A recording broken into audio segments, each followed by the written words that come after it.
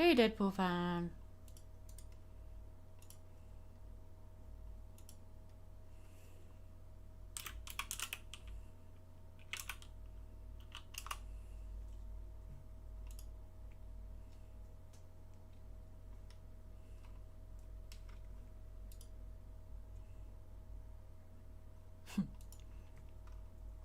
I've stolen Silverquill's streaming day, apparently. Silverquill is usually streaming on Fridays, and he's like, my deepest apologies, everyone. I need to call off tonight's stream because a scheduling snafu created a sudden conflict. Dinner with some local friends, so nothing bad. It just puts me in an awkward position. I'll stream next week. I'll see you all then. I respond with, oh no, how dare you put social interaction before your live stream, you monster. Ah. You've doomed us all.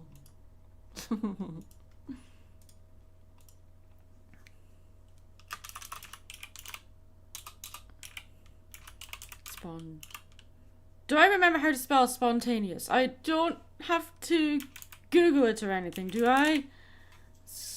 Yeah, I do. Hey, I got it right. Cool. Spontaneous live stream. Oh.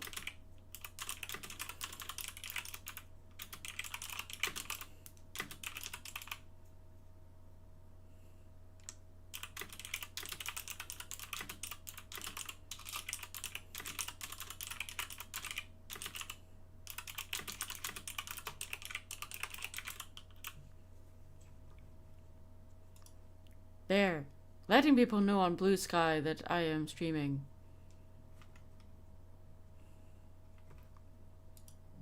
Fun stuff. Why at this time of night? Because I just finished work at 7, then I had to eat. And now it's 8 o'clock in the evening.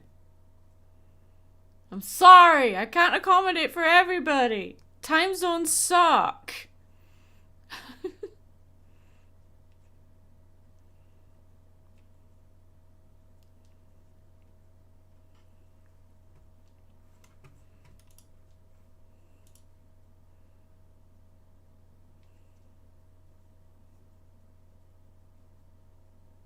Yeah, you were at a wedding anyway, so what are you complaining about?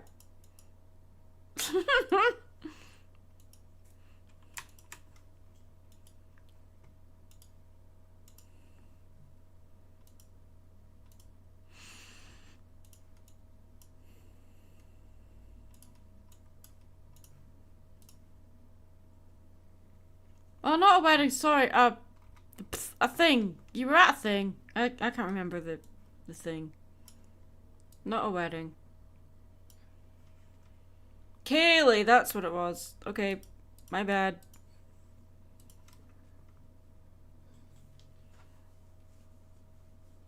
A Kaylee, for those that don't know, is a traditional Scottish dance.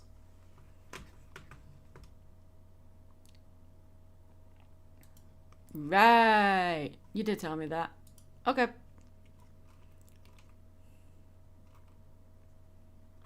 So what's in the news today? Well, Chuck Norris passed away. Like, oh my god, what? The earth is unraveling.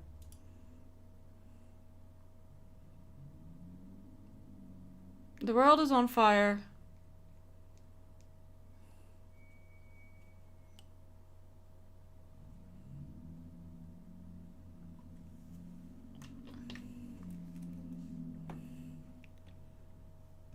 Cats and dogs living together, mass hysteria. Oh, you're not going to do this stupid... Yes, you are. Okay, great. My Photoshop is lagging, so I have to close it and open it again. Woohoo. Boom.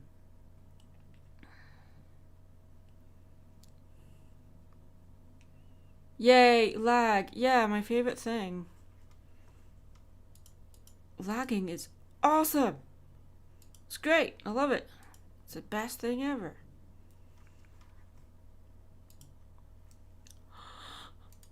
I am tired. I'm always tired.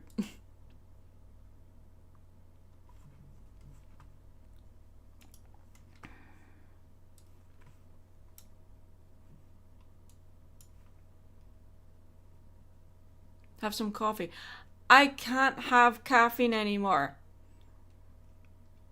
I have BAV, so I cannot have caffeine of any kind anymore.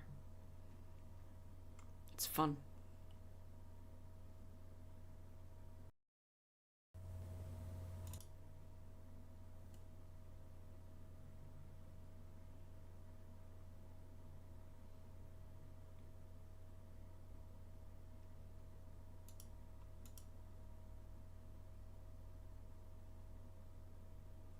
Huh. Okay. DMV. No. BAV. It's an abbreviation of a heart murmur. Okay. Why did you have to post it in there? I can't. Alright. 1 second, guys. I need to listen to a voice message.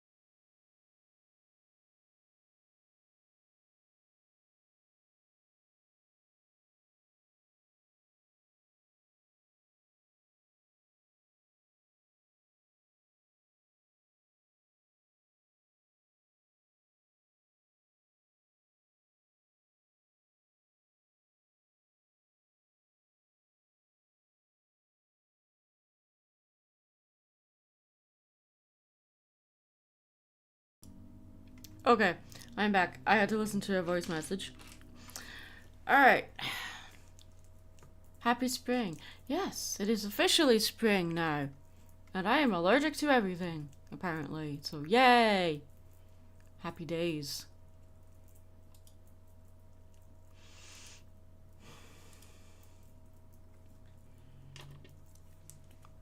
Did I flip this already?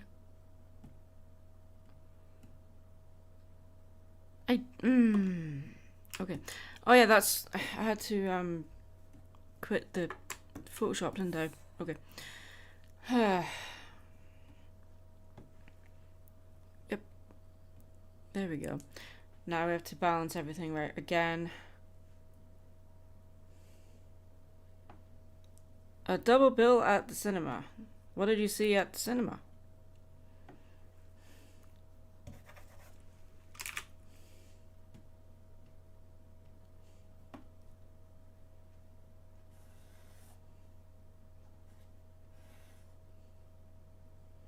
Scream 7 and Ready or Not 2. My mic keeps cutting in and out? What? Is it cutting out for anyone else?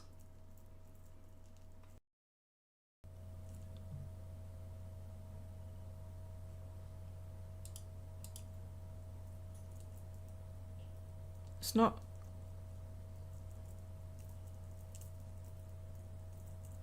Mic is fine. Okay. So it's just Deadpool fan. The mic keeps cutting in and out for, not for anyone else. Okay. Yeah, at Flaname, I hope you don't mind me working on your Katrina X-Rap commission. I hope you're alright with that. It's fine now. Okay.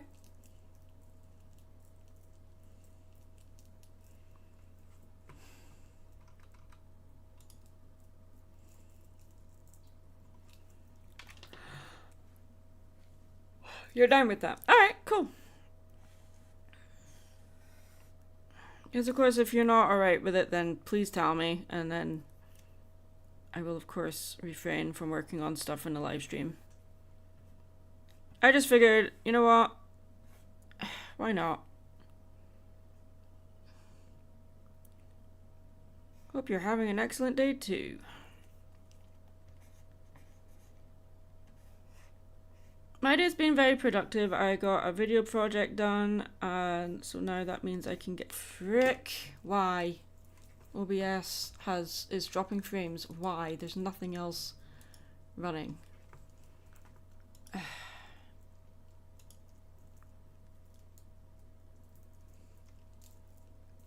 Okay. OBS, why? You're fine.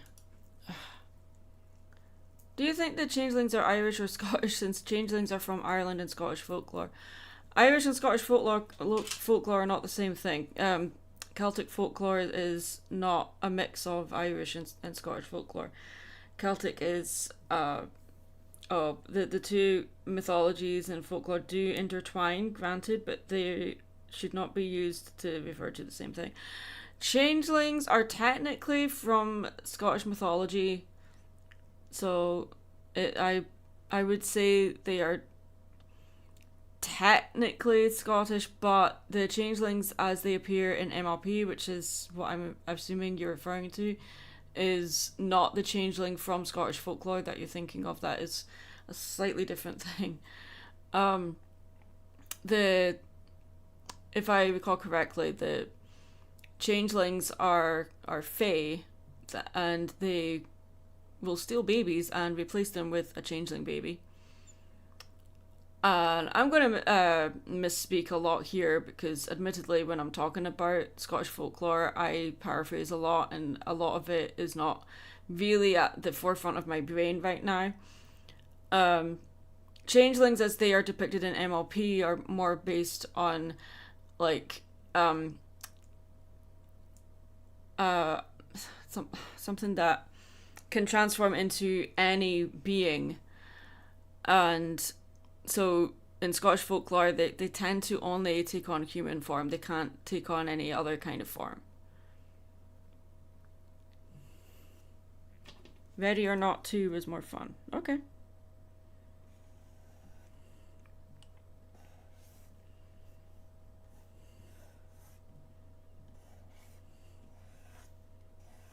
So we are drawing Katrina and I've forgotten his name. What's his name?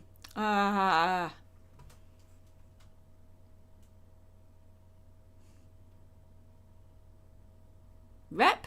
Is that his name? It's from one of the first MLP specials.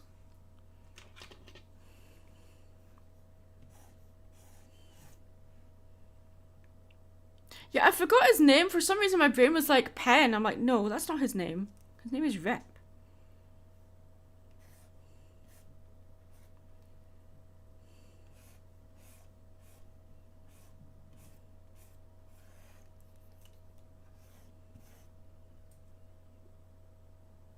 Have I seen any of the scary movies? I have seen the first and second one.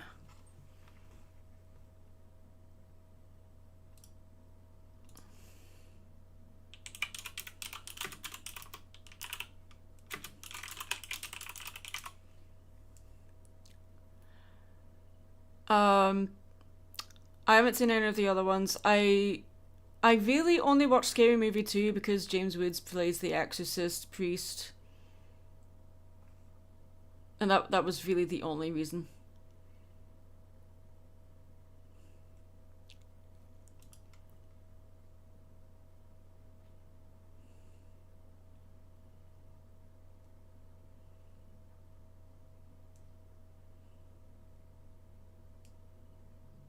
Technically, he's Repu is the first change in character in MLP. Technically, yeah. And you know, I wonder how different G4 would be if they went the reptilian route instead of bug horse.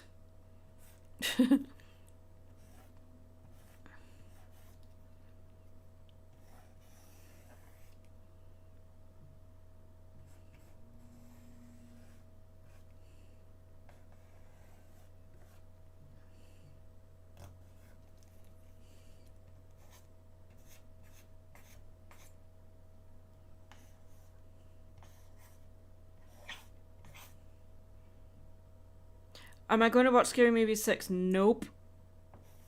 Absolutely not.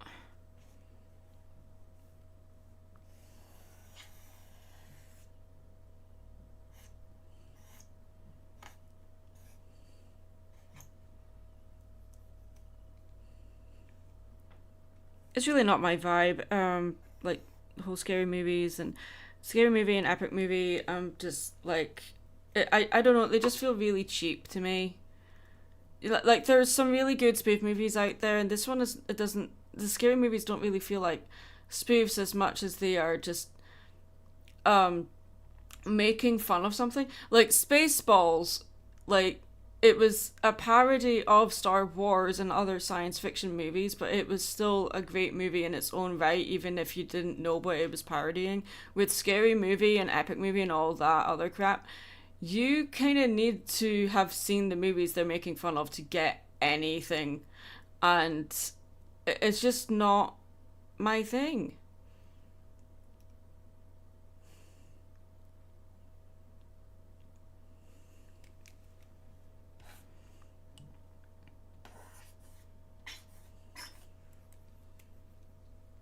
Sorry, I'm kind of old and boring in that aspect.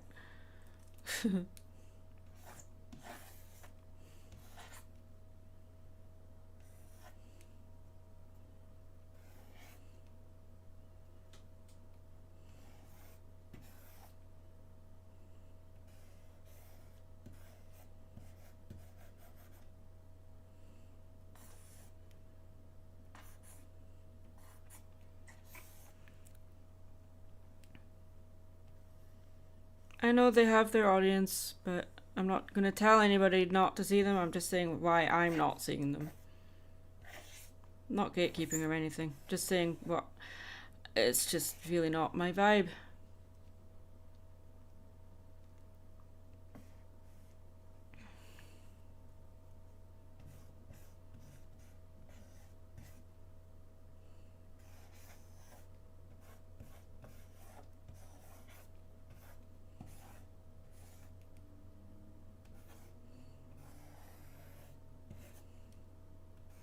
I can kind of predict what Scary Movie 6 is going to do. It's going to make fun of Scream again because it has to do it in every single Scary Movie.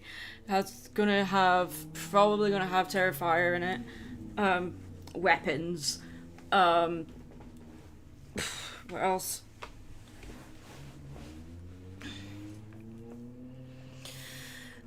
I don't know.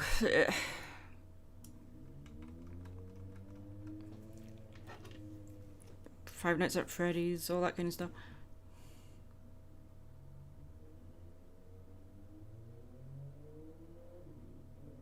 Let people enjoy what they enjoy. I literally just said that I'm not telling anybody not to see them. I'm telling people why I'm not seeing them. There's a big difference there, dude. But yeah. Okay.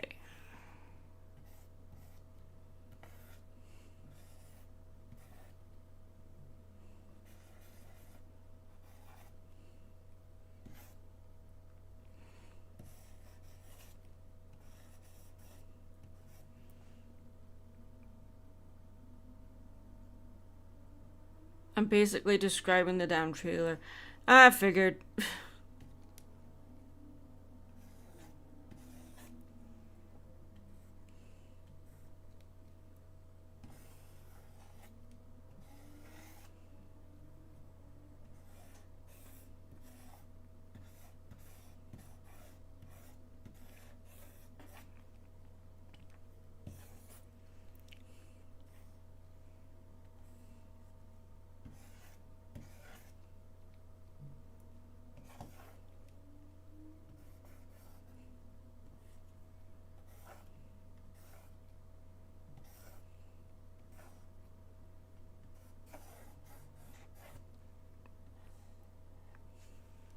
I think that looks good.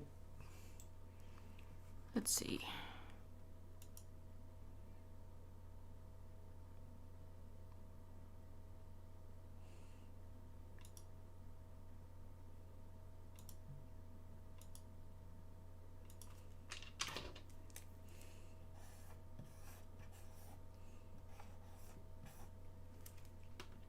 We have his head coming over the top like this.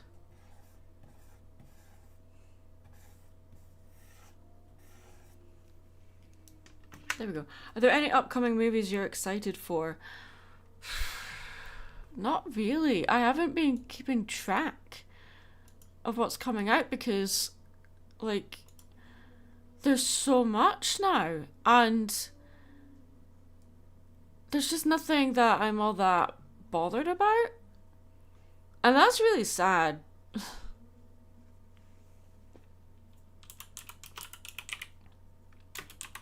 I guess my priorities have just changed.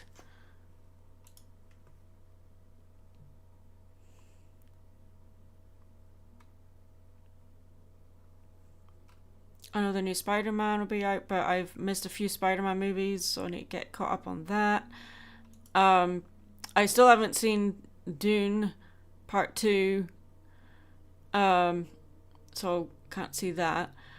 I would really like to see Iron Lung, but that's probably not going to happen. I vaguely remember these characters were drawn, but if they got the chance to appear in G4, how do you think they would have been written or portrayed? Well, Rep would probably be a changeling of some kind.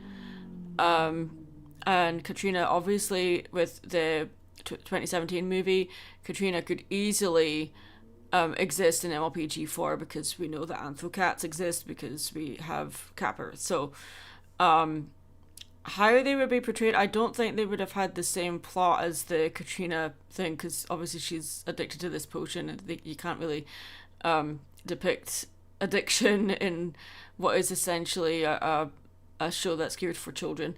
So what they would do with her instead, maybe have her more like an Yzma type character. That would be interesting. Maybe my brain went to Yzma because it's Cat Lady and Arthur Kitt was Catwoman at one point, so maybe that's why. It's just easier to wait for movies to come to streaming, especially in this economy. There is that, and what is actually coming out this year? You've got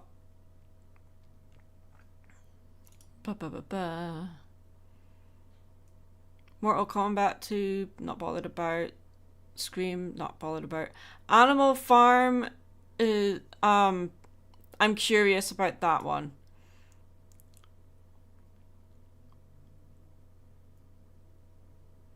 Toy Story 5. Yeah, might see that at the cinema. That might be worth it. Devil Wears Prada 2. Why? Just why? And another Minions movie, apparently, because we need another one of those. The Super Mario movie. Another Super Mario movie, yes. Okay. I'll go and see that one. I saw the first one at the cinema. That was fun. Oh, yeah, Masters of the blah, blah, blah. Blah, blah, blah. Masters of the Universe. I think out of all of them, I'm probably the most excited about that one. And that will be out in June. So guess what I need to work on? I need to work on a painting of Battle Cat. So that'll be cool. Alright. Have you seen the 80s Dune? Yes, I have seen that.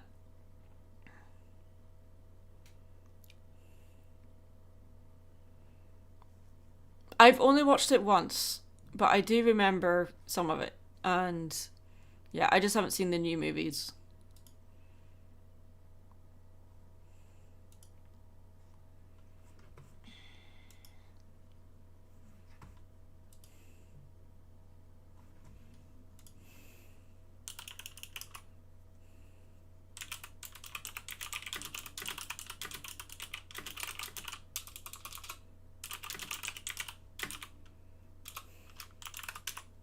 Type, type, type, type, type.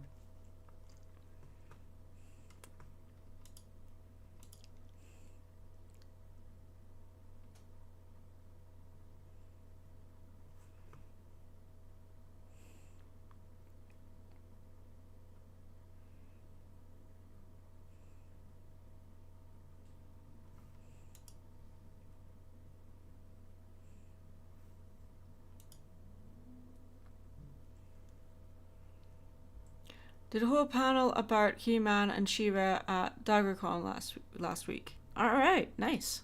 I hope that went well. Once this month is over with, I need to work on my panels for Con Carolina. Once I know what ones I'm definitely doing. But I haven't really heard much from them yet, but there's plenty of time to prep for that. That's not till May.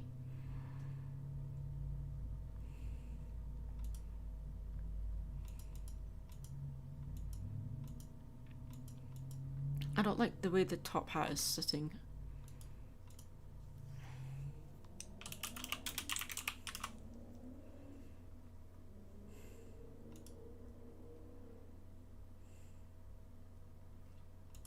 I'm gonna fix that.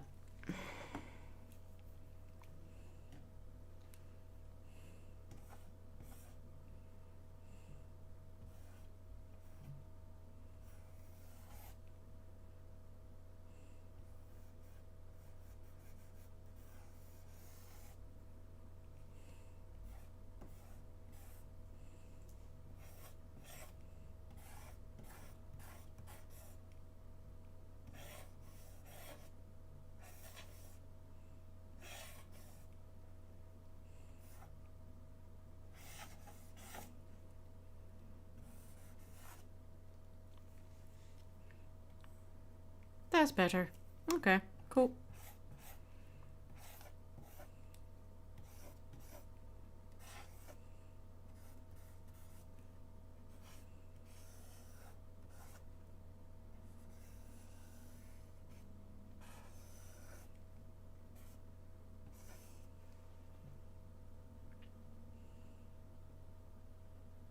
No, don't send me compliments. Don't listen to them. If you get a chance, see the live-action fan film done a few years ago called The Fall of Grayskull. They're working on a sequel to it now. If you send a link to it to me somewhere on my social media, I can check it out, sure.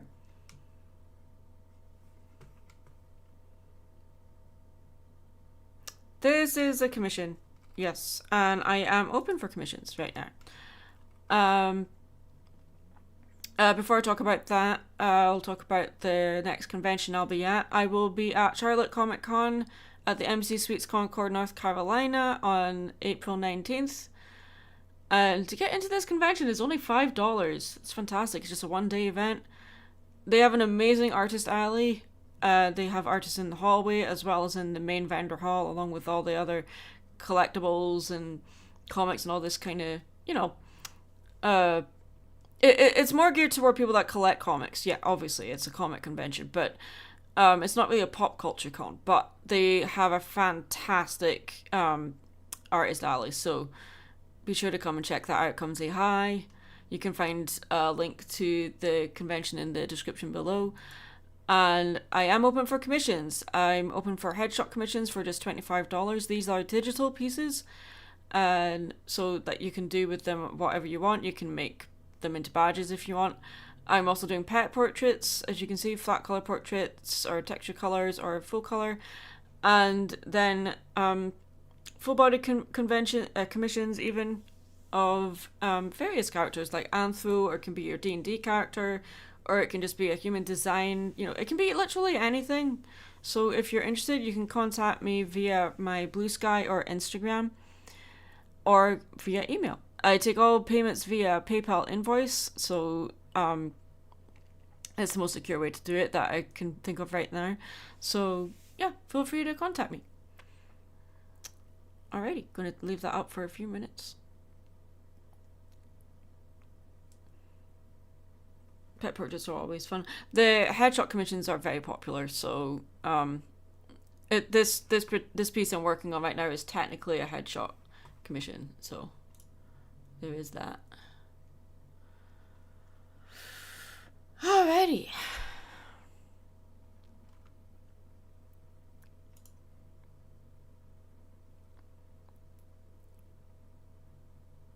You can find links to my Instagram and Blue Sky in the description below, or if you want to support me on Patreon, you can do that as well. If you support me on Patreon, you can join my Discord server as well for just $5 a month. That really helps me out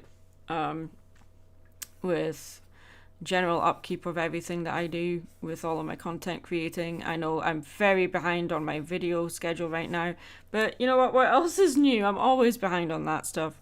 So, but now that I'm all caught up on my paid work, I can get back to that kind of stuff. I'm really looking forward to what's coming out on my channel, talking about imposter syndrome, because I did a panel about that at HarmonyCon, so we're going to do a video about it. And then getting back to the analysis series for Hazbin Hotel, that's going to be exciting. Got a video about Angel coming soon, and finally going to be talking about Alistair as well for season 2.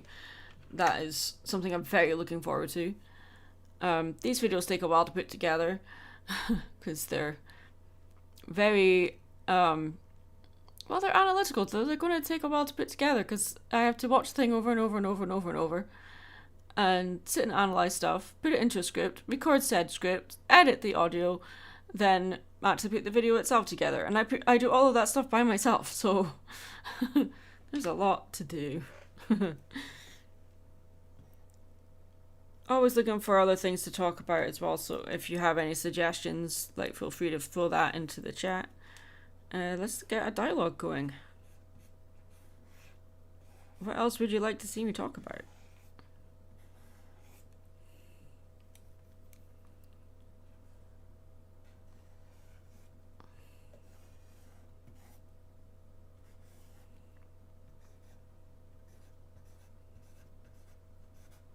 Oops, that's too big. Okay.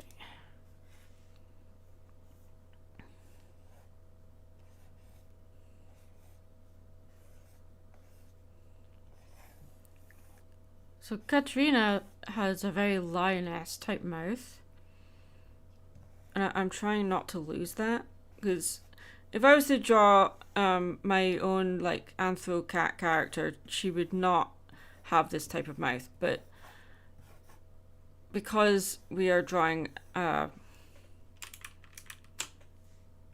MLP character from G1, I want it to look like the character, so instead of just a random cat character.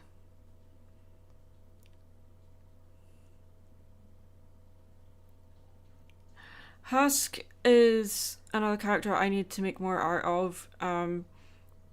I have a lot of paintings of the Hazbin Hotel and Hell of a Boss characters. A few of them sold at HarmonyCon. I need to do more for my next conventions. So, and Husk was a character for some reason I keep forgetting about. And it's not that I don't like him, it's just that when I'm drawing the characters, he's just not one of the characters that jumps into my head immediately. Which is not right. Why does my brain forget that Husk exists?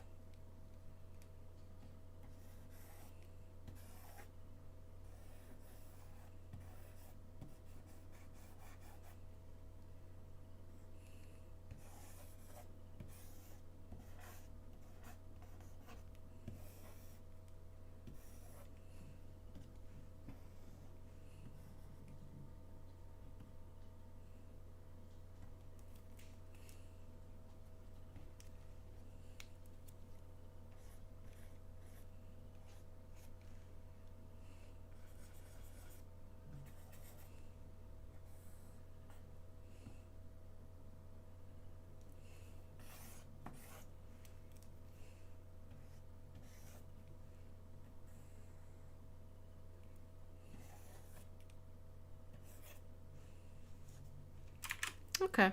I think we're ready for final line work. We're doing this fairly quickly. That's how I like working on stuff.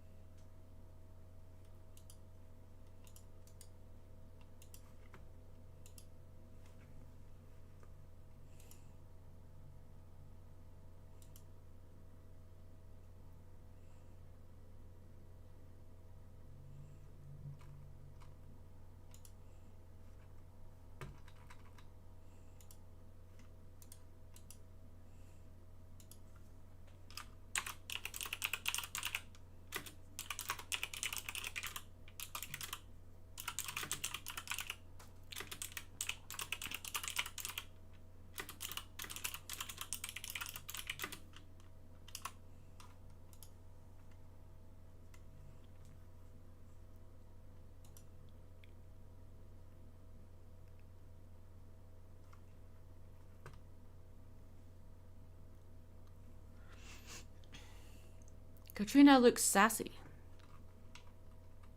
Cat characters tend to look sassy, no matter how you draw them. And she does have a kind of sassy look to her in the movie, compared to all the other character designs.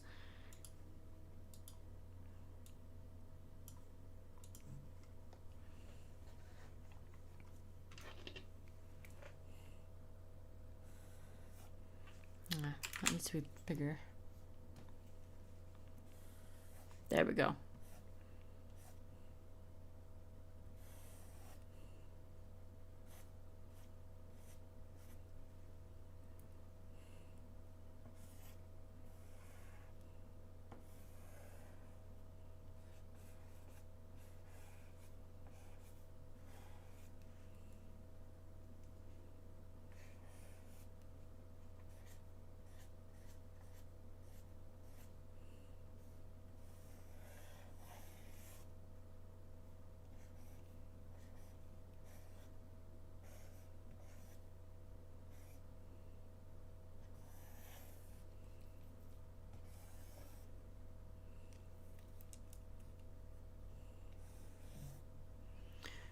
Keith David's got a part in the new Spider-Man movie, but he's not replaying Tombstone. He might actually just be playing the version of himself in the MCU. Okay.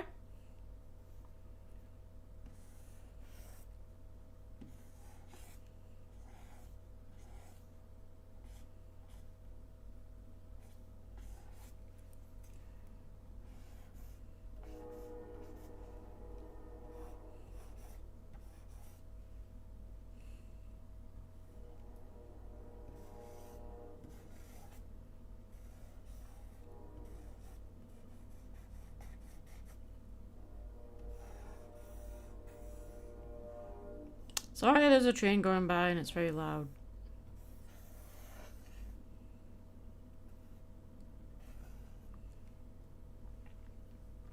Random question. What kind of cat would you consider yourself to be? Well, me. Oh, my favorite cat breed is the tortoiseshell. But, if I was to be a cat breed, would I be a tortoiseshell? Maybe, but they're a bit of a diva breed, so maybe more like just a tabby cat kind of thing. I don't know. If Maddie was a cat, she would be Scottish Fold, probably.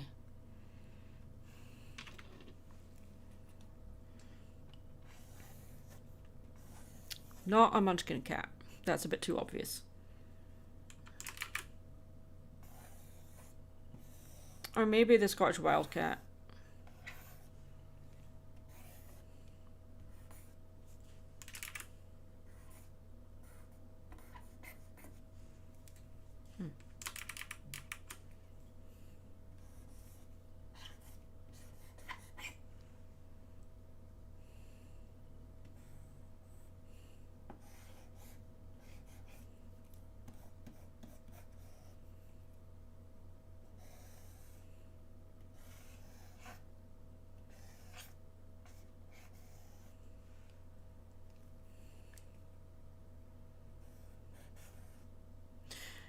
Did you like Cats Don't Dance? I only saw it for the first time a while ago. Cats Don't Dance is fantastic. I love that movie so much.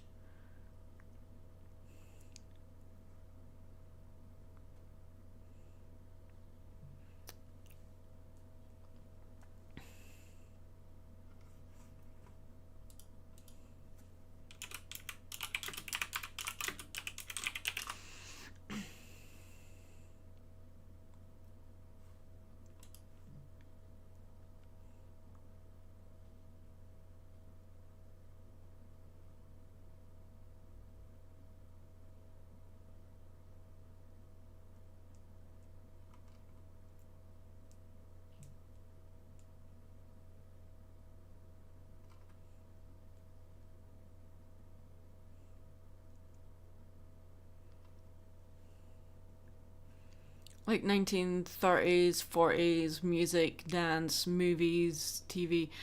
Um, I grew up on a lot of that stuff from that era because a lot of the stuff that I was allowed to watch as a kid um, was that era because um, I grew up a very indoctrinated child and we weren't allowed to watch a lot of secular stuff unless our parents had approved of it first. And a lot of the safe stuff was from the 40s. So, yeah, I grew up on a lot of stuff from that era.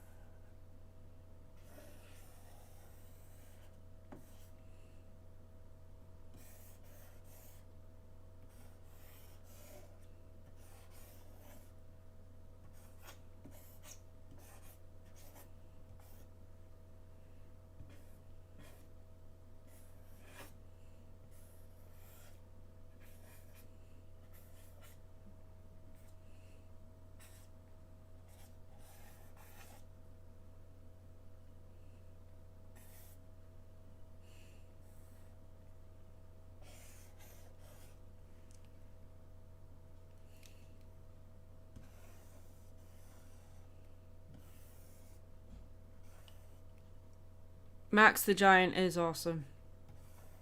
Terrifying, but awesome.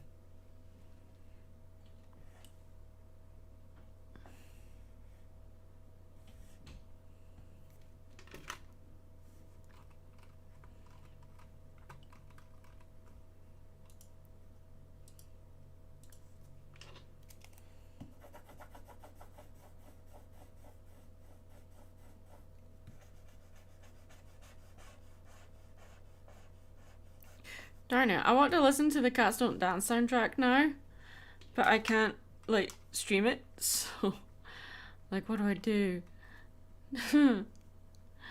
Hmm.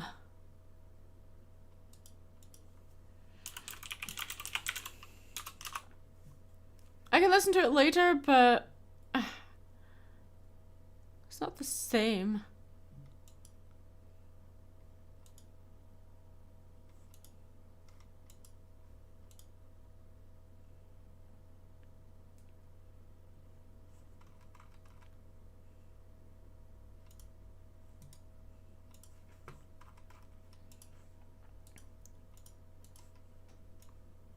Okay. How does the kitty cat go?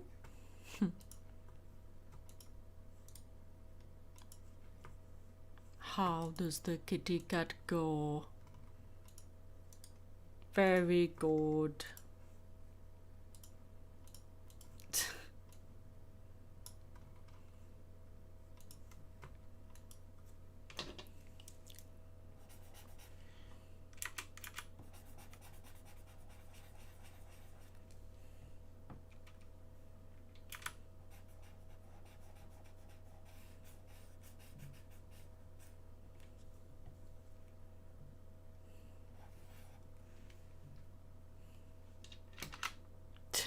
Very good, yes.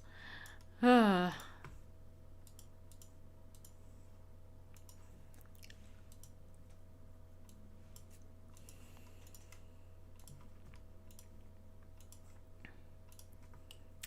see. Wonder what these colors are gonna look like.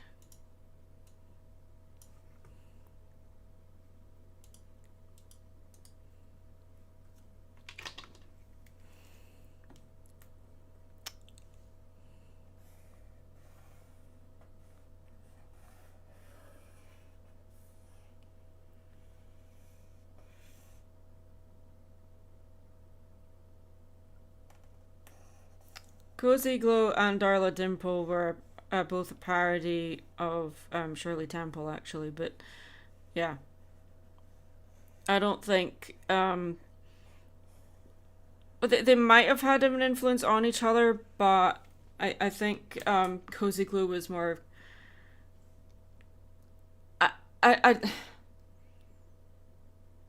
they're both parodying Shirley Temple, basically. Anyway. Hi, Joey.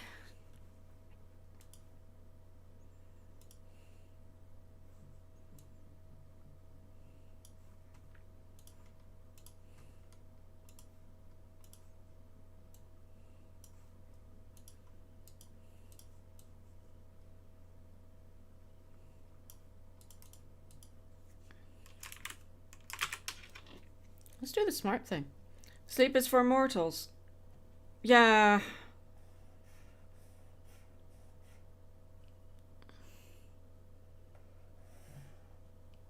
Sleep is for mortals. Yes, I agree. Wait, am I... What? What am I doing? Oh, no, that's not what I want to do. How is the Maddie? Maddie is doing okay. Oops. When she can actually use the magnet lasso tool properly, she's fine.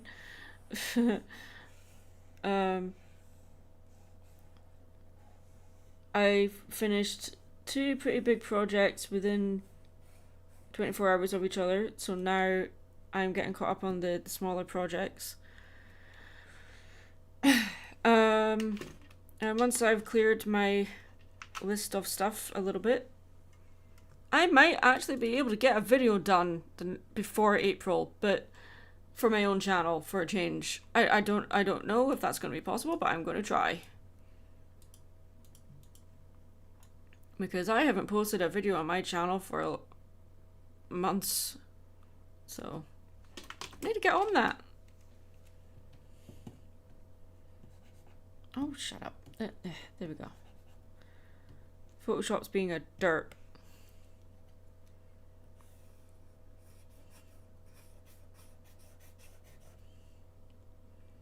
I finished the audio for a video, but it comes out after another video that's still a work in process. Yeah, that sounds familiar. Being a creator is fun. It is. It actually is. I know, like, we complain about it a lot, but, I mean, it is fun. It is so fun. It's just difficult to keep up the momentum. And especially now, revenue does not pay a lot at all. So it's difficult to keep going when you're not really making anything off it. Hey, buddy. Hello. I have a puppy. Hello. Hi, buddy. Oh, your fur's so soft. It's so soft. Yes. Hello. Guys, I have a puppy. Been trying to finish some vids too, but my computer wants to be stupid, so I'm also trying to breathe new life in a way into older vids. How do you breathe life into older vids? Like, vids that are already out?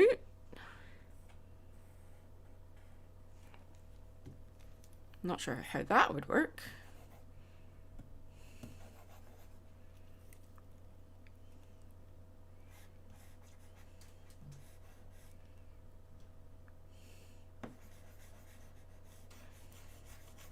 He is 65 pounds. He is not little.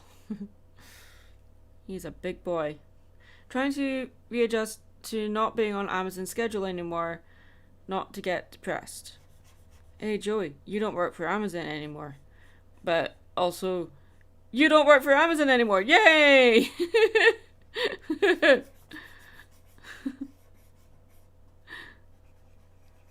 You got more time for your freelance stuff. Yay! You got more time for social stuff. Yay! I switched gears to become a full-time cartoon historian 2 years ago. So far, I've gotten into a lot of other cons, but not so much in the dollar department. Yeah.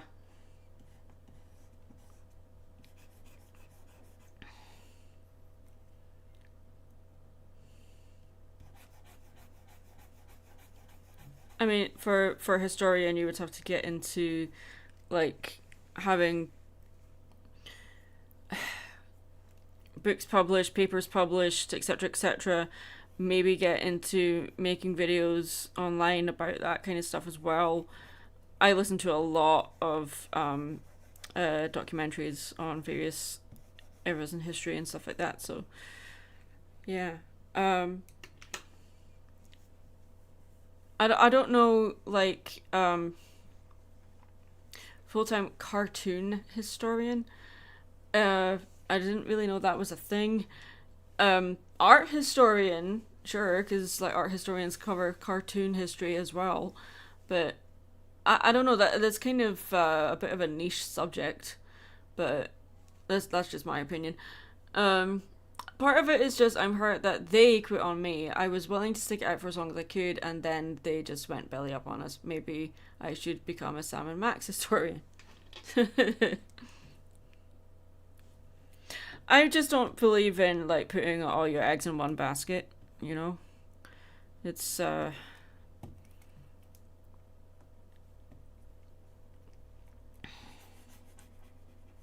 not a good idea.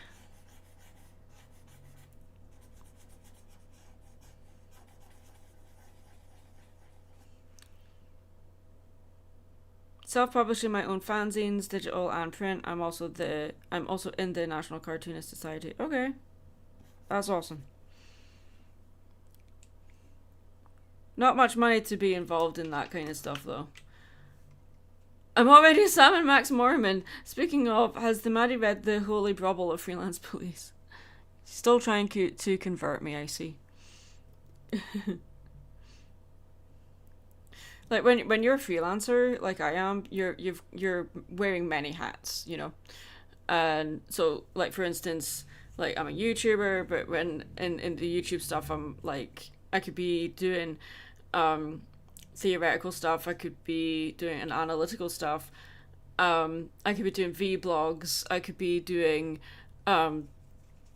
commentaries. I could be doing live stream like this kind of thing, or like I could be editing videos for other people, which I do, which I get paid for. Then as a content creator, you're also doing panels at conventions, being community guests at conventions, you're vending at conventions as well, making money that way. You're doing pet portraits because you're freelancing as well. Character creation, you're doing concept art. I've worked in the video game industry. I've done concept art for independent film, and then there's also the opportunities of collabing with other content creators, which I've technically already mentioned because I edit for them, but is that like the most well known one is the TF2 Analysis Anarchy series, but there's other collabs that I've done, but it's not like I appear in the actual video. It's more like behind the scenes kind of stuff, like writing scripts for people or contributing to the writing of the script or video editing for it, you know, etc., etc. Then there's being a consultant for if someone's doing a smaller convention. I've been going to conventions since 2014 as a panelist, vendor, etc., etc. I'm not an expert by any means, but I've emceed a couple of cons and stuff like that as well. So, I've had people come to me for advice on what to do and what not to do at cons. Blah blah blah blah blah. I also do an awful lot of volunteering as well. I'm part of a Star Trek group that is specifically a Klingon cosplay group, and they go to conventions obviously as Klingons, and they raise money for non-profit organizations and charities. register charities, etc., etc. So there's a lot involved in that because I do the monthly newsletter for them. I help out at conventions that they're at, and we don't get paid for that. It's voluntary, and so that takes up quite a bit of our time. And then I do stuff with like service dogs and stuff as well because my hubby has a service dog, and so we go to classes to help out with that as well. So there's a lot going on when you're like doing freelancing, and you get awesome opportunities as well. You get to meet like famous people sometimes as well, so that's really cool. Definitely not an easy job though. Freelancing is not exactly financially viable because your income fluctuates on a monthly basis, because you're working on commissions, but you're working on revenue is not an hourly rate. Revenue is not stable at all because it all depends on how often you post stuff, and then is often relying on the algorithm. If you can write the algorithm, which is next to impossible, especially now because AI slop is a thing. You're competing with that. You're trying to get your work out there. You're advertising your work. You're posting your stuff online. There's a whole bunch of stuff there. So yeah.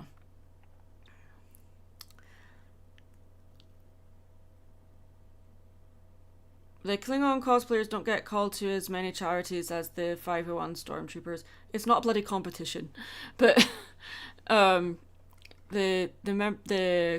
Star Trek group I'm part of often collaborate with the Star Wars group. We're often placed beside each other, and they support a lot of the same charities as we do. But there's a lot of camaraderie there, which is really cool, because a lot of us like Star Trek and Star Wars. But it's definitely not a competition on how many charities are supported by what group, and if it is a competition on how much money can be raised or how many charities you can represent, then you're in it for the wrong reason, frankly. So yeah, because come on, I don't know. Yeah. It's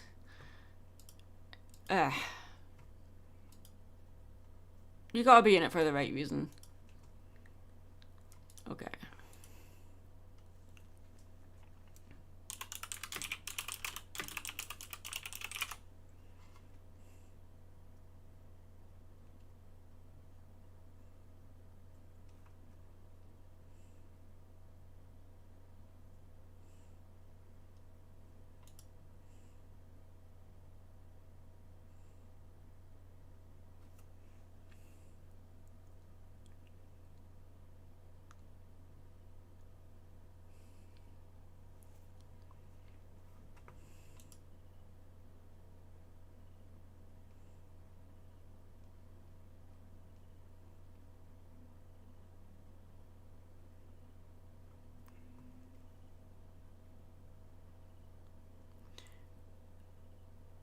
It's not a competition, but I bet the Klingons at least have better aim. Not really. The Klingons are more about hand-to-hand combat than actual energy weapons, but, I mean, it depends. It really depends.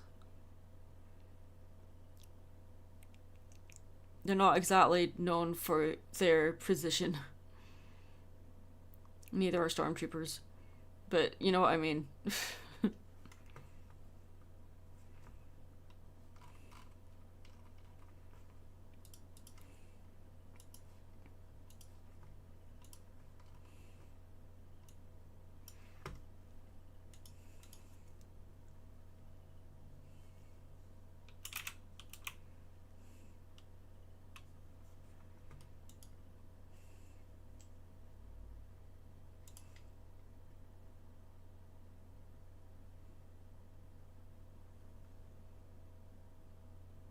Well, Worf had good aim, but he wasn't brought up on the Klingon by the Klingon Empire, so um, he has different skills than a regular Klingon does.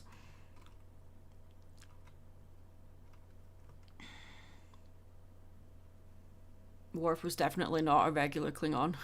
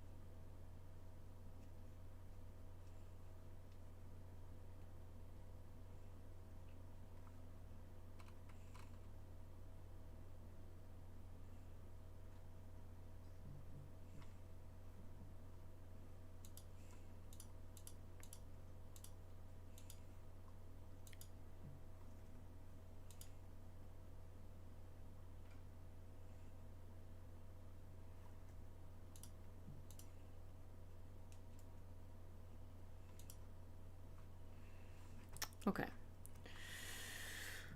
Back in the 90s, they had Klingon summer camps where you'd learn how to speak and live Klingon. I can believe it.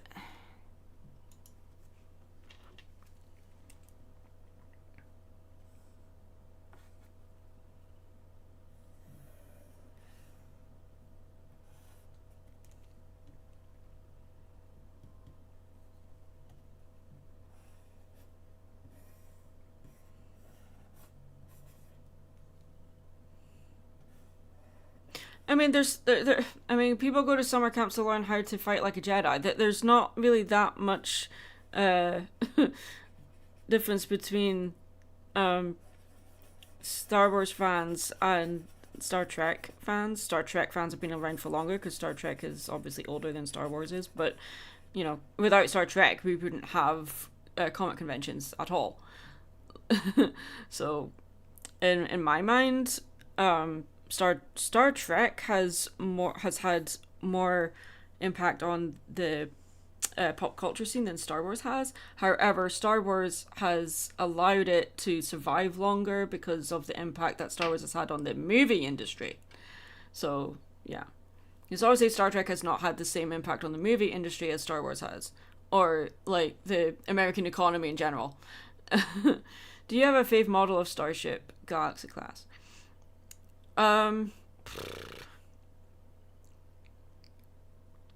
Well, my favorite Star Trek starship is Voyager. She's my favorite, but that's because that was my favorite series. Then my favorite real ship is the Discovery. Anyway, I thought that was gonna happen. Let's see. I'll get this to look right.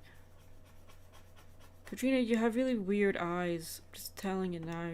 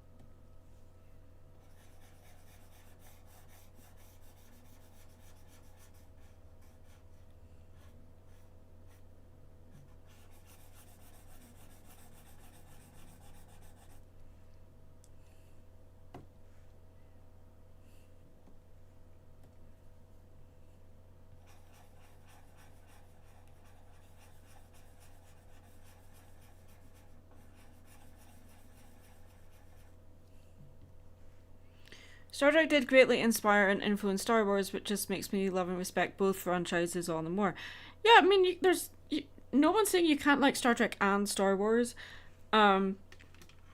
I like Star Trek more than I like Star Wars because Star Trek was just a bigger part of my childhood than Star Wars does. Than Star Wars did, so that's where my brain goes. Um,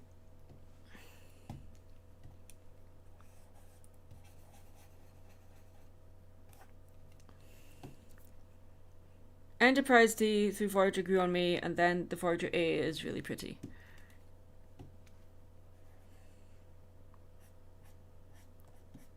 For how a ship looks, I definitely go for Voyager, but I like Prometheus as well.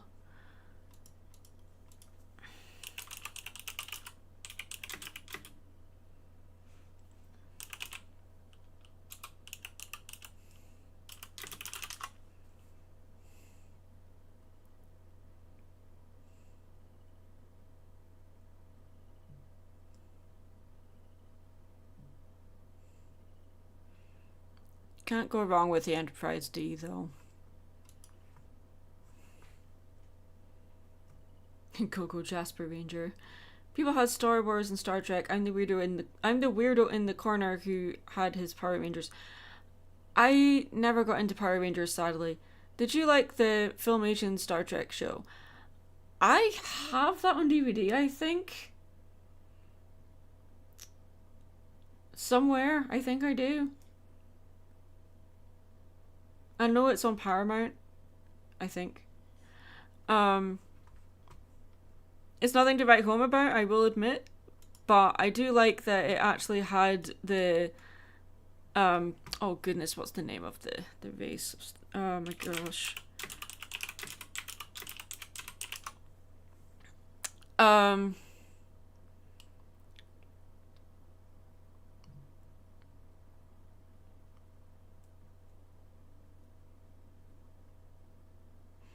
The cat race, the is it the Catian? Those. I mean, they brought them back for Lower Decks and Prodigy, but they've never had them in the live action ever, and that sucks. I would really like to see a live action version of a Catian or Catian or however you say it. That would be so cool.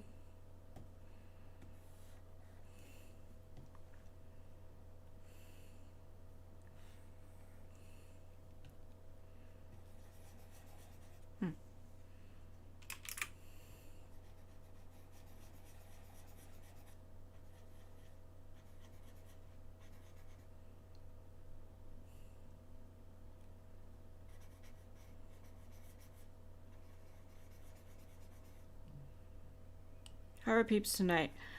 Doing alright, just catching up on some commission work.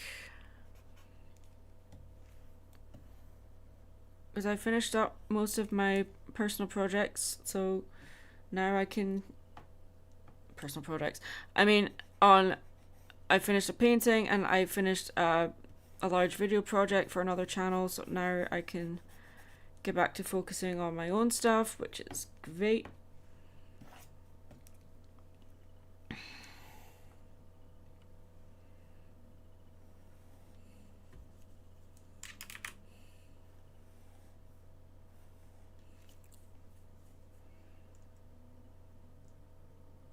Oh, the Buzz Lightyear cartoon is fantastic.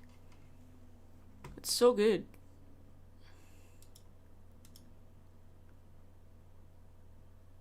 It's like whenever people say that, I know Disney owns Star Wars, but like when people say Disney don't really know how to do science fiction, I say, hey, look at the Buzz Lightyear Star Command series.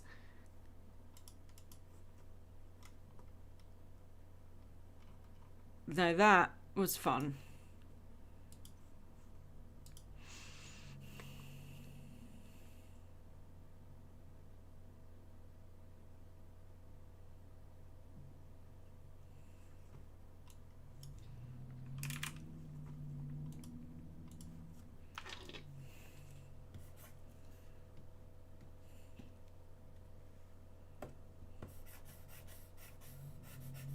Oh, I'm in the wrong layer. Darn it.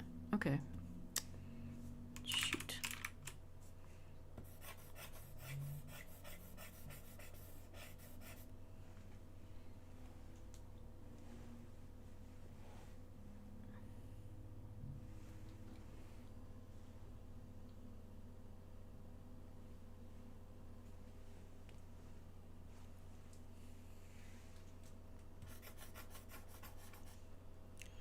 I've been meaning to see The Black Hole, a Disney sci-fi movie classic I heard was intense. Came out in 1979, so never seen it. Just don't. No, no, no, no, no. No, no, no, no, no, no, no.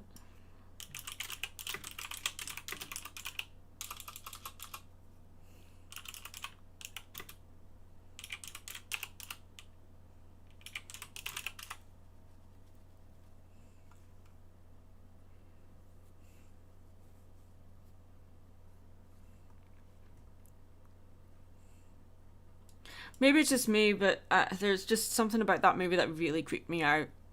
It's well, maybe like my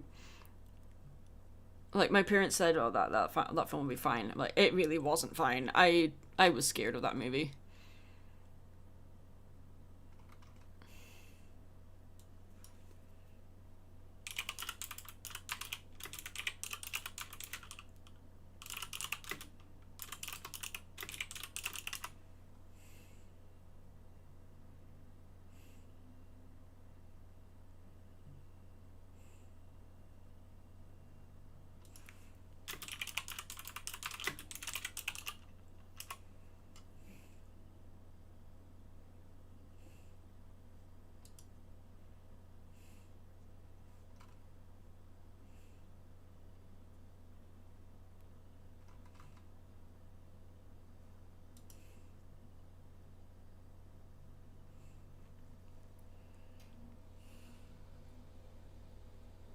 Mira from Buzz Lightyear, yes, she was fun.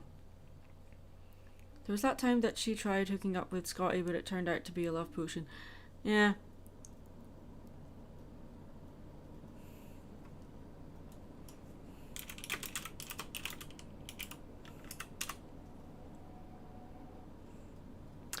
I don't know what that is. As above, so below. I don't know what that is.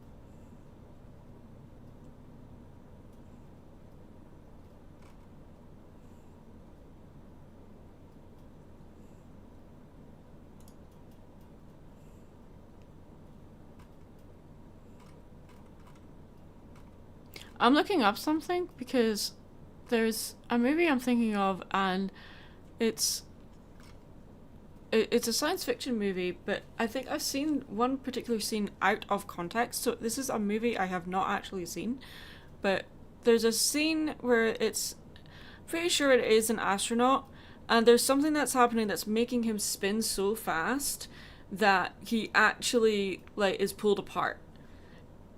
That is really graphic, and I'm sorry to describe it, but I'm like, what is that scene from? Because I remember, I think it was Josh Scorcher showed it to me, and it made me ill. I was like, why are you showing me this? And he's like, this is from a kid's movie. I'm like, what? Like, what? But I can't remember what movie it was. And it was live action. So I don't that doesn't really narrow it down much, does it? So can anyone think what that movie could be?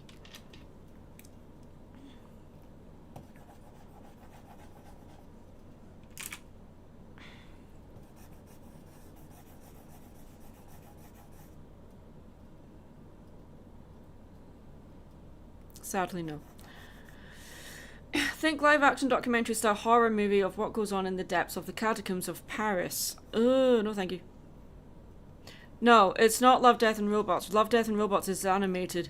No, this was a live action thing, and Love, Death and Robots is quite recent. So no, that's independent short films. Um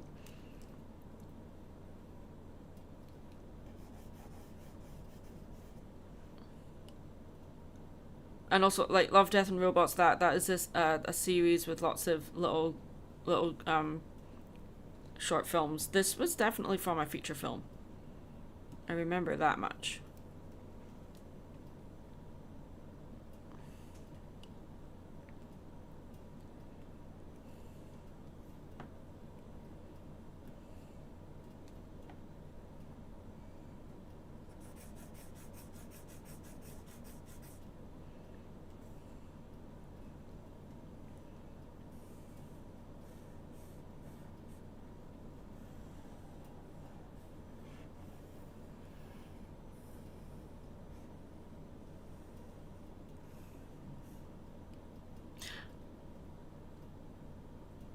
It was a Mission to Mars type movie, yes.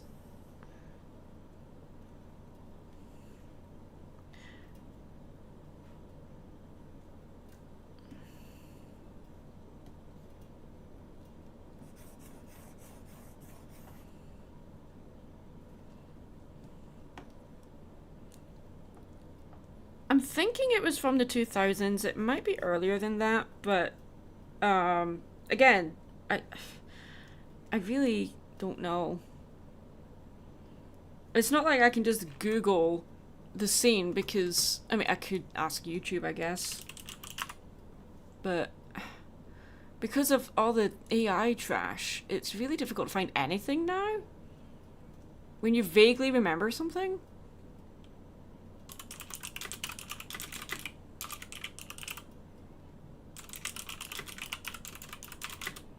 Usually what comes up is the Sandra Bullock movie, and I'm like, no, it's not Gravity.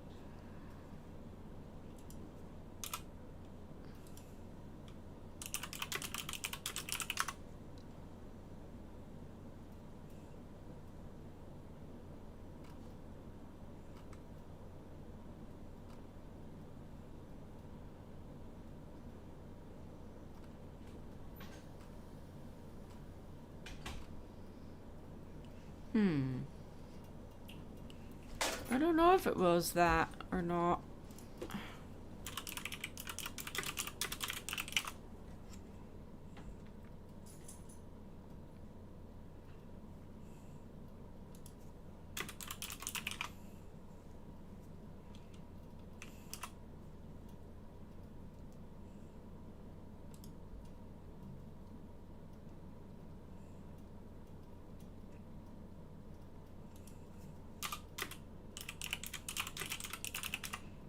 Let's see if it is.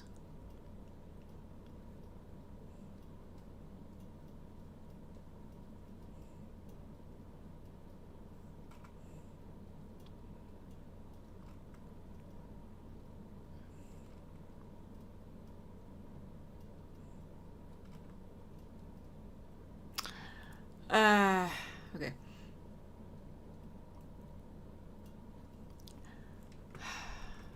I really want to find the scene so I know what it's from. Oh well.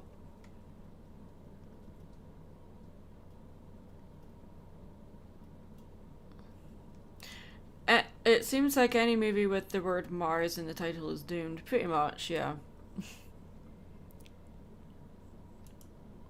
I do remember that it was definitely a Disney movie.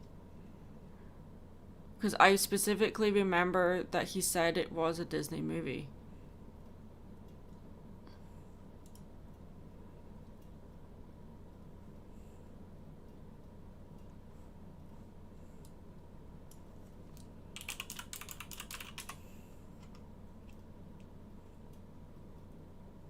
Yeah, and then Google is bloody useless now.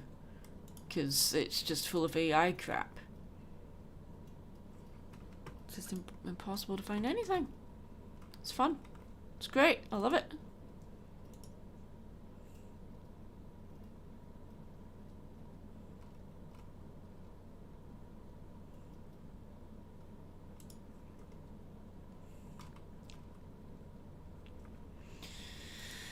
Alright, let's stop getting distracted by this.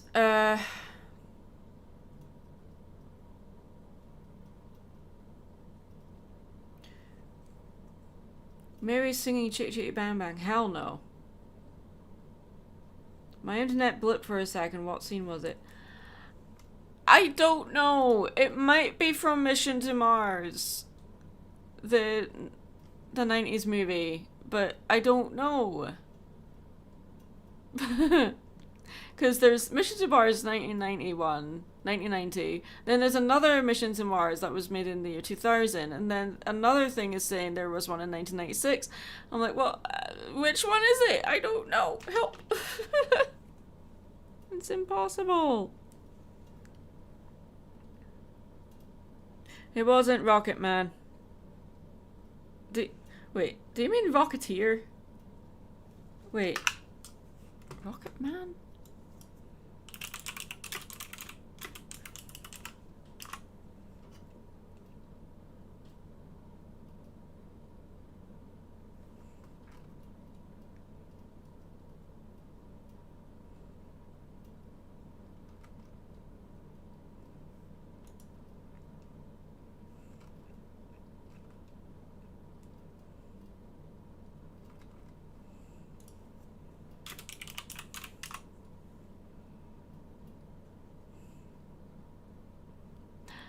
That looks a bit too cartoony from what I'm remembering.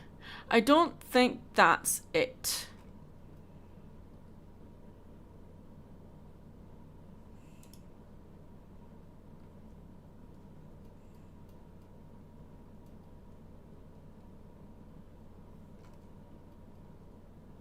But I've been wrong before.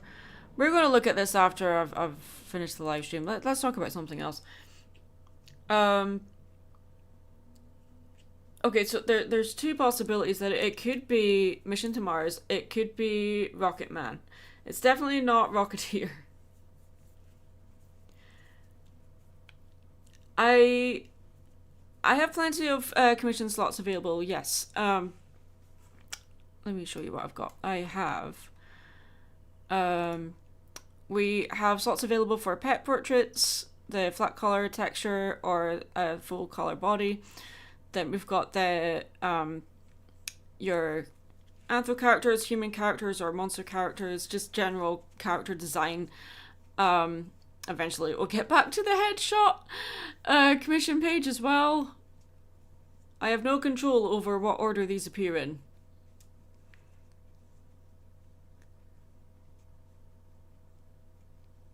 There you go.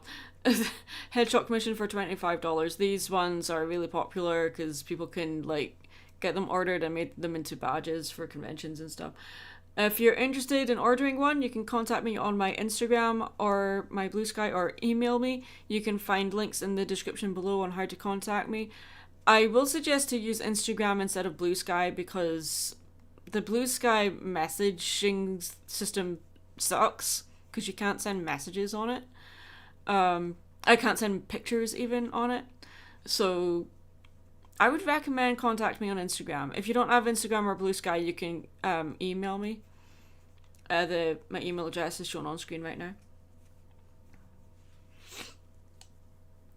I take all payments via PayPal invoices. Cheapest commission option is the headshot commission for $25, and the most expensive commission is the background fully background color piece, which starts at $200. So feel free to give me a shout because it's not just the headshot commissions we're doing a whole bunch of other stuff as well. Alrighty. Why do Europeans always spell color with the letter U? Because it's not Europeans, it's British, because that is you know, the English language is a whole mess of different, it's Latin and Germanic and a whole bunch of others, so that's why.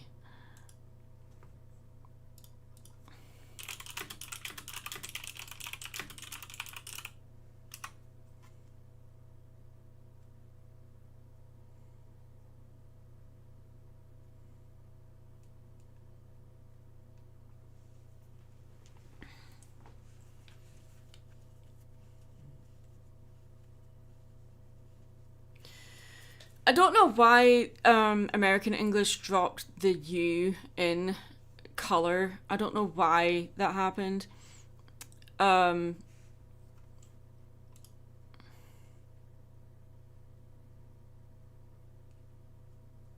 I think it's just like a regional identity thing, but a lot of the American English don't really use the Latin inspired words anymore. So therefore the spelling was changed. The word color, COLOUR, comes from the Latin word color, which was incidentally spelt COLOR. But that is the French spelling. So yeah, so I guess the Americans are using the French spelling instead of the Latin spelling. So there you go. I am not a linguist. I don't know anything about the history of language. I just know that there's. I know enough to get by, but, you know. Let's not bash French Canadians, please. Good lord. Let's not have xenophobia in the stream. Alright.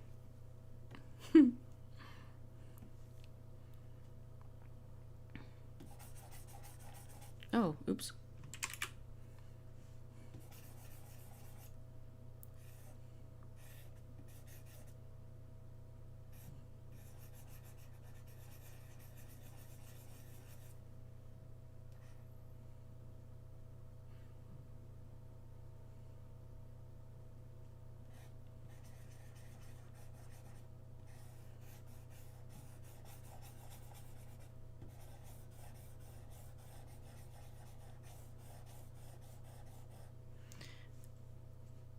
Imagine Verity having a fainting Chesterfield.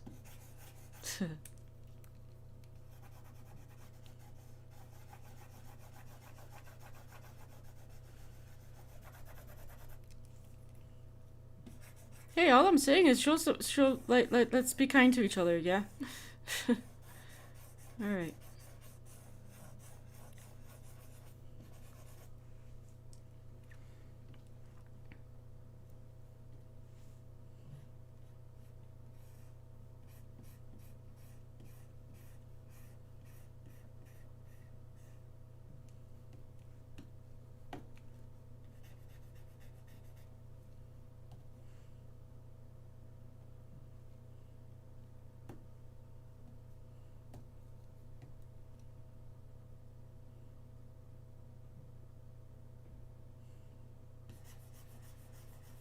I don't know what you're talking about, sorry.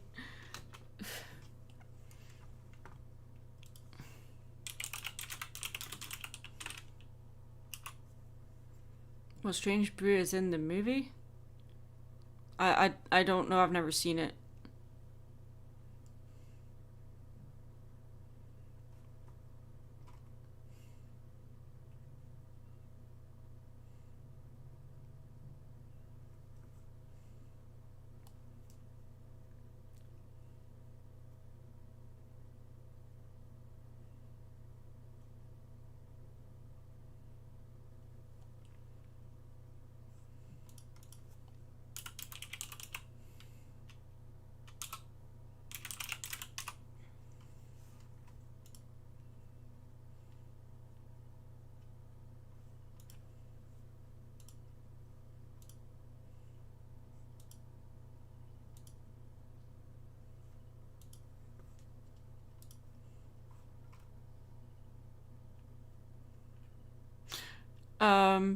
As we were talking about science fiction earlier, we were talking about Star Trek, Star Wars, blah blah blah.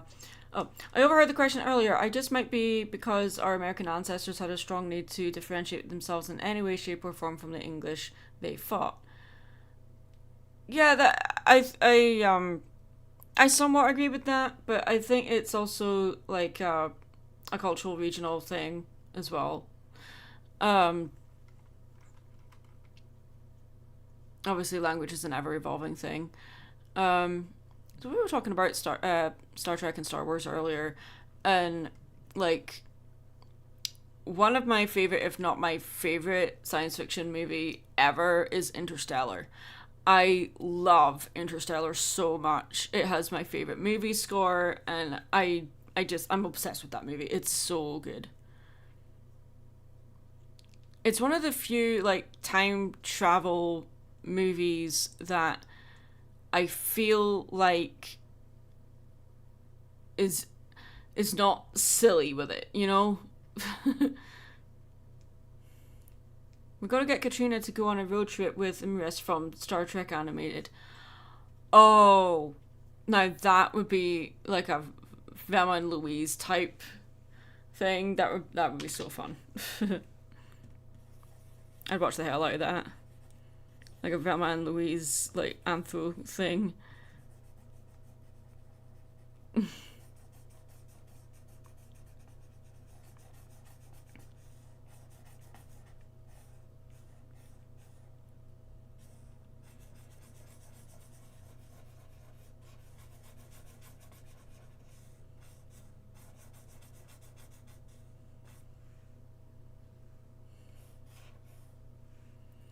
I would love to read that fanfic crossover or see an animation of it if made. Yeah, it's a cool idea.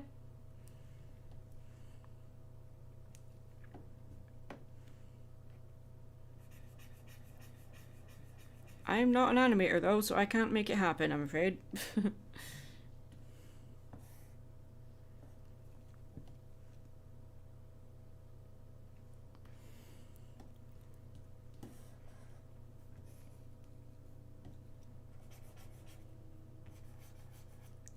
Hey Maddie, why are you colouring in the pupils before the actual eyes? I don't know, because I'm dumb. That's why. It's what I do.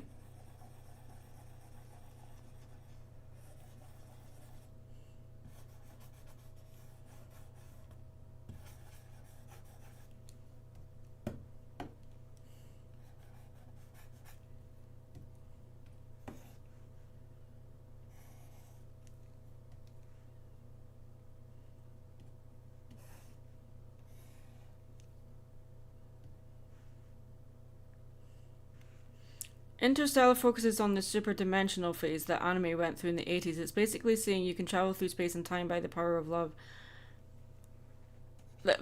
Okay.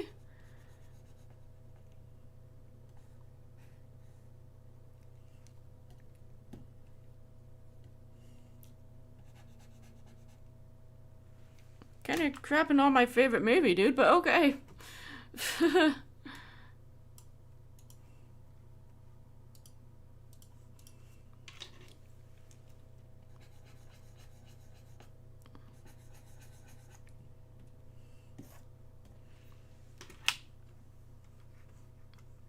I mean, there's Event Horizon, and then I was really excited for Gravity, but I don't know. It was just kind of the symbolism was too obvious. It was not subtle enough, if that makes sense. But like, in my opinion.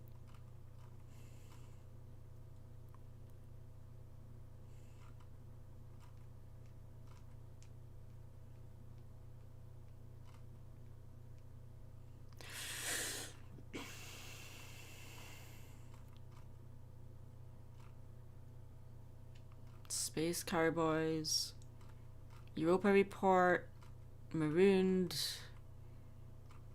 Ad Astra, Life, which I have not seen yet. I want to see that one. Armageddon, ugh, no thank you.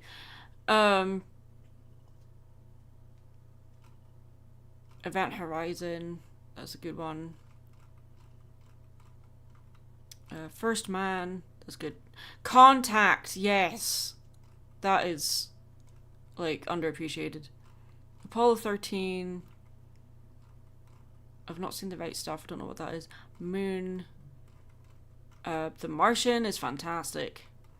Then Solaris, I don't know what Solaris is. 2001 Space Odyssey, yes, it's one of my favourite movies. And of course Interstellar is number one, yes.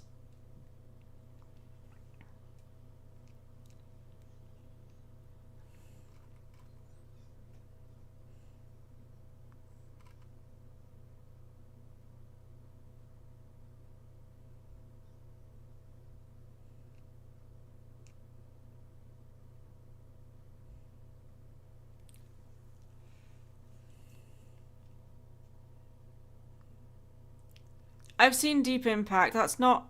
I mean, it's. it's not a Mars movie, but like it is science fiction. But in my opinion, I would take Deep Impact over Armageddon any day.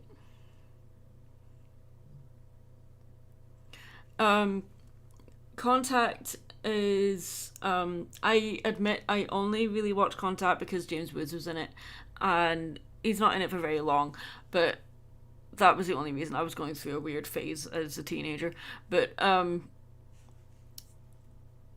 the I like science fiction that asks a question without answering it, so that it like you can come up with your own theories about the question yourself. I really like that. That might be why I like Interstellar so much. But even though it still like it dug up a lot of stuff, it was I could listen to that soundtrack forever. I love that soundtrack for that movie so much.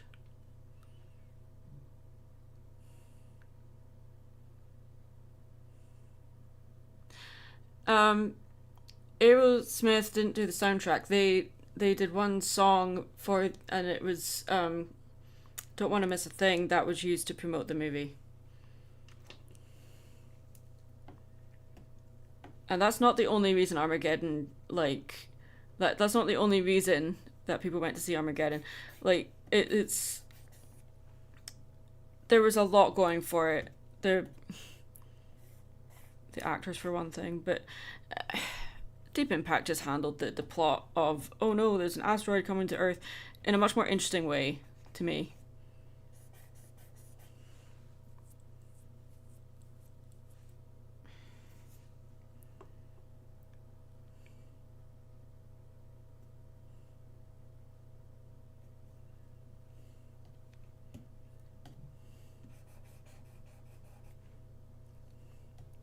Nothing to do in what way?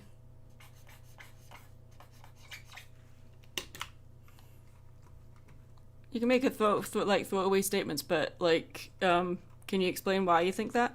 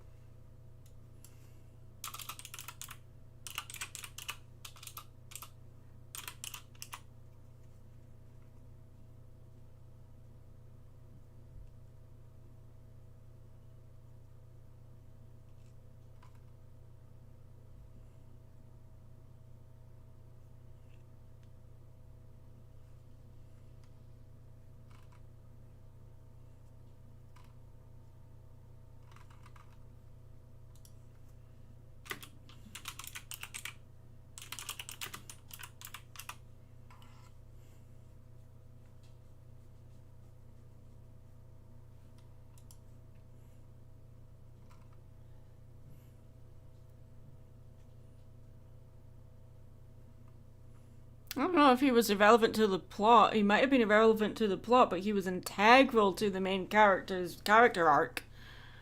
I wouldn't say he was completely useless. Or didn't have anything to do. Pretty sure that, like, in my opinion, that he was very much the emotional backbone. You need characters like that. Because it gave the main character something to fight for.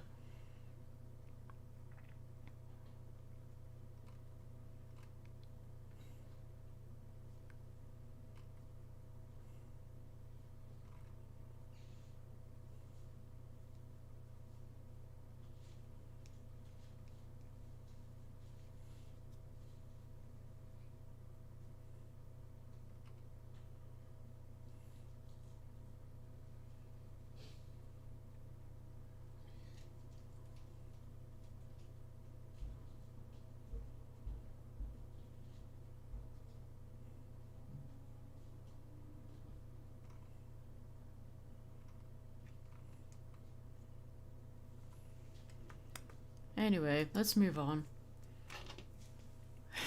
Okay.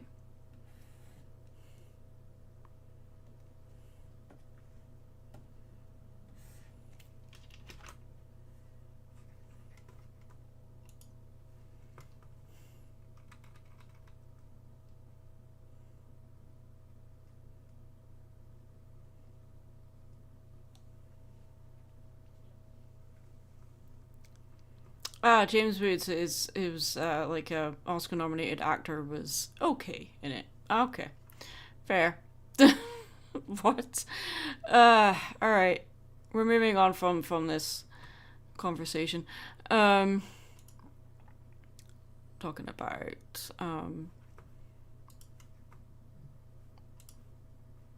remind me later.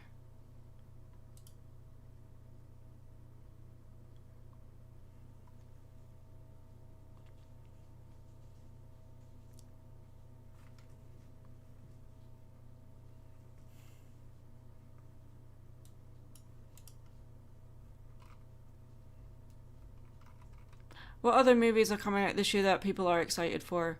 I finally saw Zootopia 2.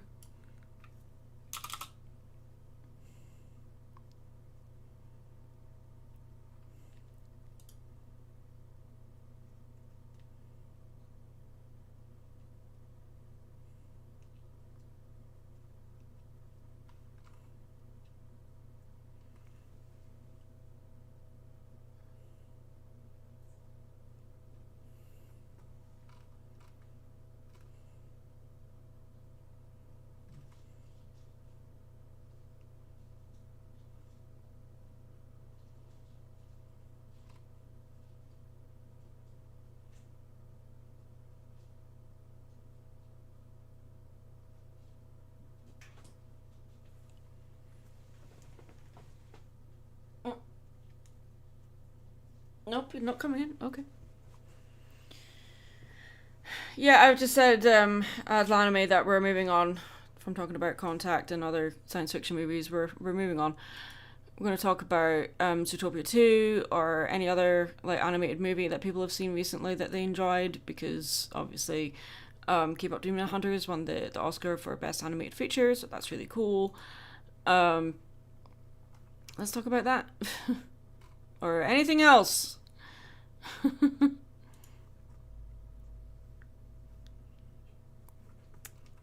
see.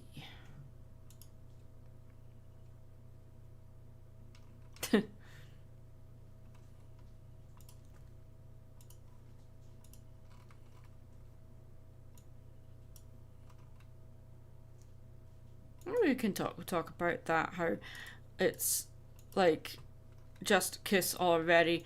I really value the portrayal of characters that have like a really strong connection that's completely platonic and like not romantic in the slightest. I'm kind of drawn to that because you can have a really strong emotional connection with someone without it being romantic or physical. And I feel like that is definitely what I'm getting from Nick and Judy. I know plenty of people will disagree with me there, but they'll ship it like FedEx. But what is so wrong about having like a male character and a female character being that close without it being physical or romantic?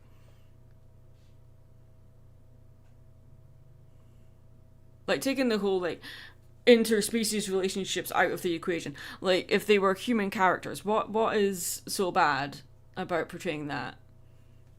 Like maybe people would find that a bit boring because it's like there's no sexual tension anymore.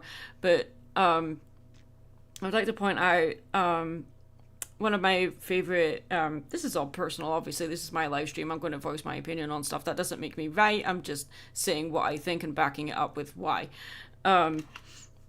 I grew up watching Star Trek, right? We already mentioned that. And my favorite Star Trek series is Voyager. So, Voyager, you have a female lead. You have a second in command, Chakotay and Janeway. It was there sexual tension between the two. Some would argue yes, others would argue no. I would like to say no, but that doesn't mean that there was wasn't a strong connection there.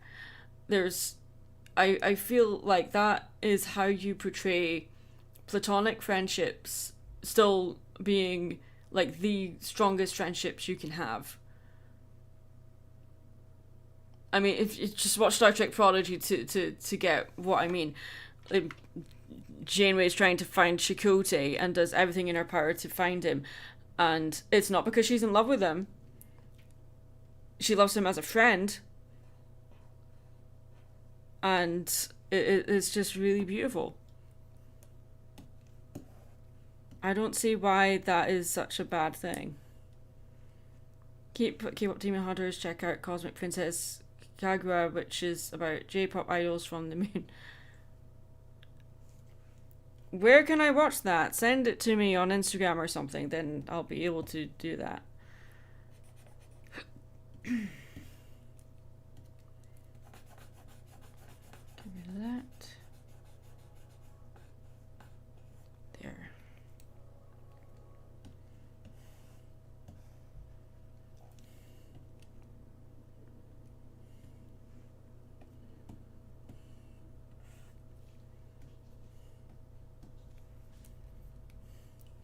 Honestly saw them that way too, being strong best friends with a deep connection, even though I'm a hopeless romantic. Yeah, no, some people will ship them and some people won't, and I'm one of the people that won't ship them. I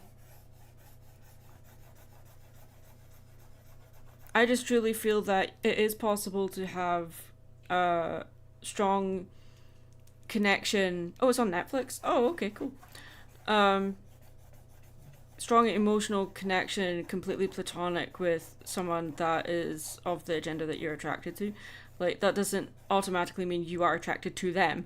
It just means that, or like in a romantic sense, but you're drawn to them in other ways. There are other unspoken attractions that don't necessarily culminate into something romantic.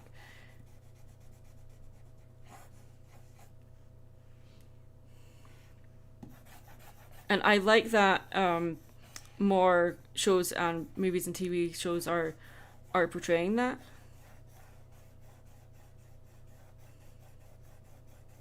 I mean, it's not a new thing. I mean, like, look at does anyone remember Frasier? The friendship between Frasier and Roz. Like, come on, that is like, you've got two. Okay, yes, they did sleep together, but they were friends right up till the end, and it's the way that they wrote that in there. I wish they didn't do that part, but that is another example of a male character and a female character being like really strong friends without it being romantic, without it falling into that will they won't they kind of thing, and that being the main plot. It's like that kind of plot has been overdone.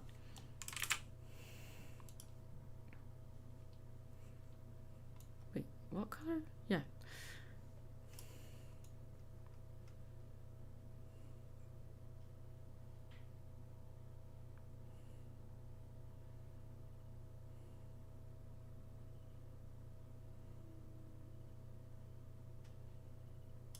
Darn it.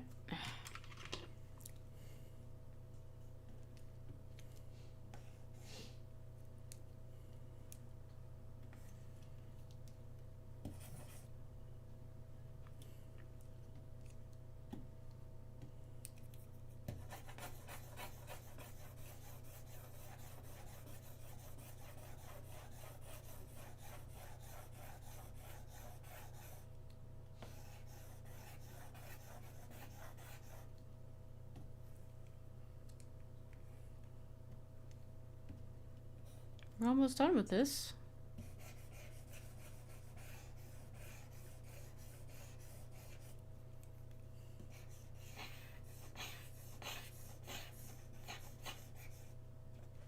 There we go. All right.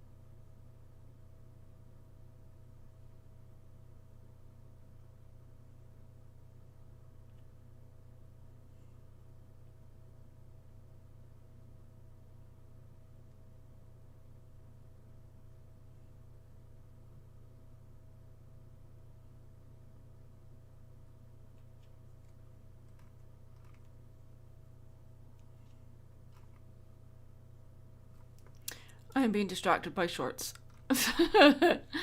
Oh no. Stop! I'm meant to be working on a drawing and I get distracted with things on social media. Make it stop. Why? Okay. Katerina, we need to finish your teeth.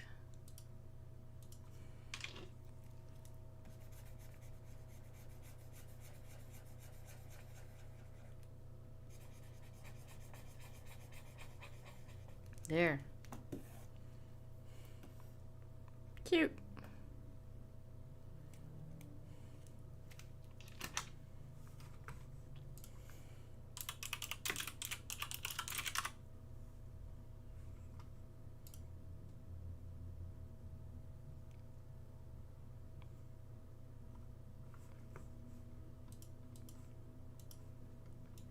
Color the inside of her ears as well. No worries. Atlanta, mate, you take care. The drawing should be finished shortly.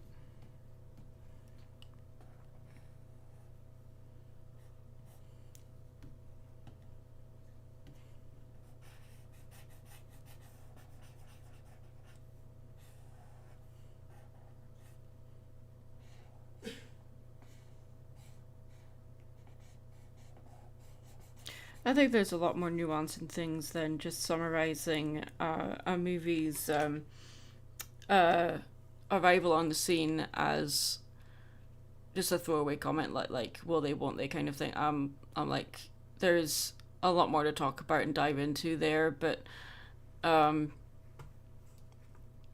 like the individual character arcs, the little psychological shifts that happen between the characters within individual characters themselves is really interesting to me. There's I mean it is a movie that is geared toward like a general family audience, so it can't go too deep into it, but like you as an analyst can, and that's what one of the things I love about it, and that it doesn't like shy away from like I mean Nick literally says out loud that he has a traumatic childhood, and then he's asked, do you want to have a traumatic adulthood? I'm like, dude, he already has. How many times has he almost been killed in the first movie and in the second movie? Like, there is trauma there already. Come on. Let's talk about that.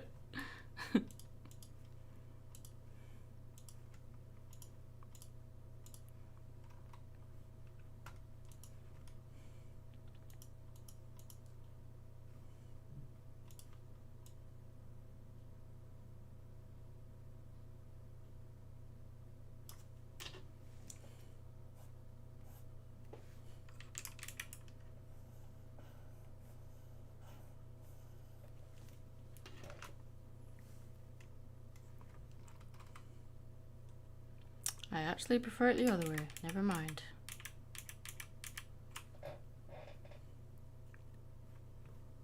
So now you guys need white highlights in your eyes to really bring you guys to life.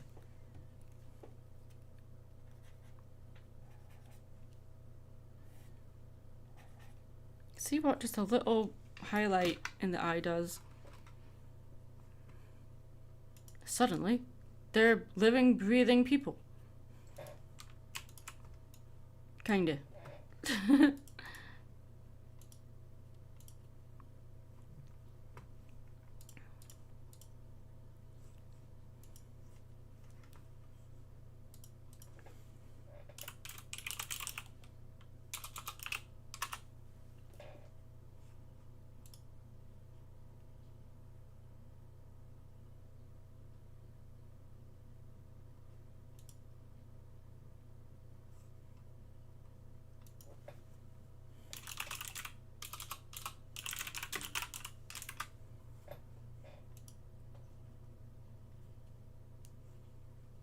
Someone just posted a comment on my Instagram of my painting of Alduin from Skyrim. Alduin looks more intimidating here than in the game. Impressive. That's really cool.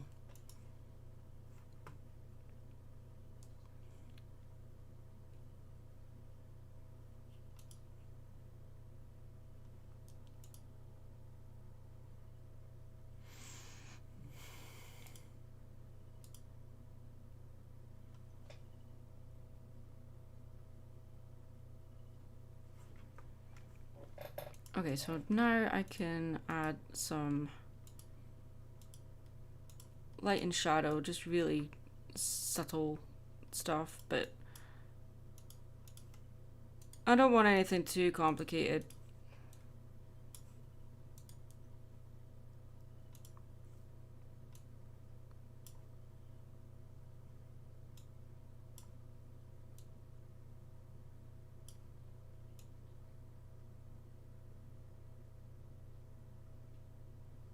There's a bit of shadow coming in from the top, then some soft light from the bottom.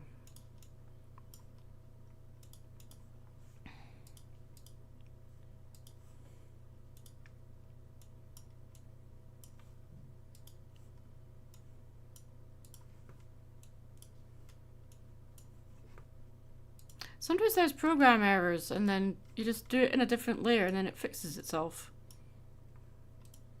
I'm like, okay, that was weird.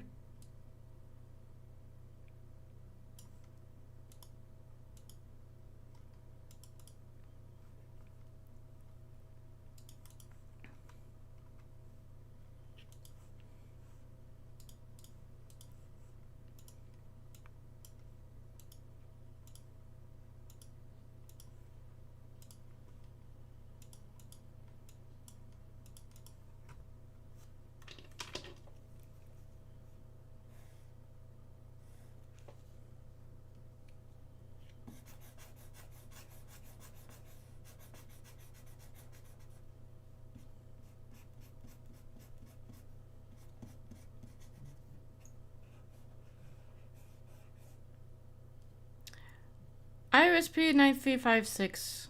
Welcome. I probably said your name wrong. My apologies.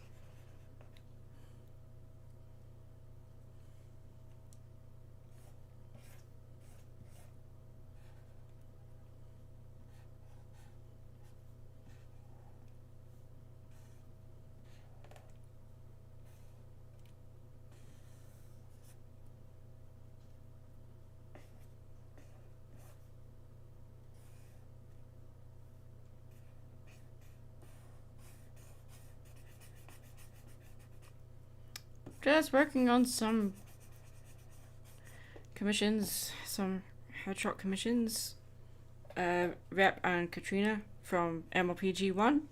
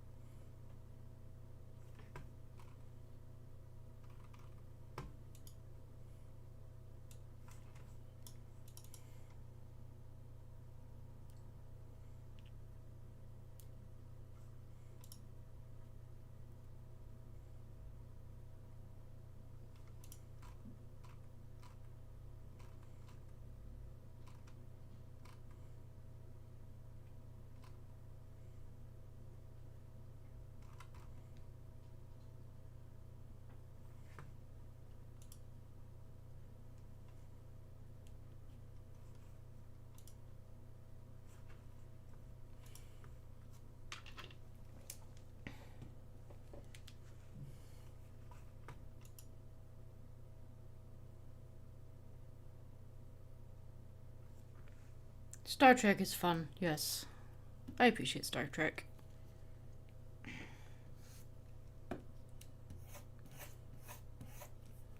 Hey, without Star Trek, we wouldn't have, like, a whole bunch of pop culture conventions. A lot of the technology we have now, we have because Star Trek.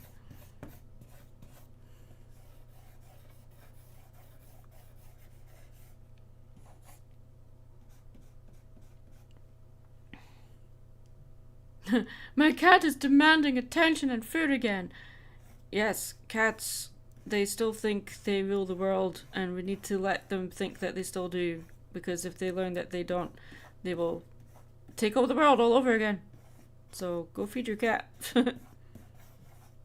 Keep it subdued.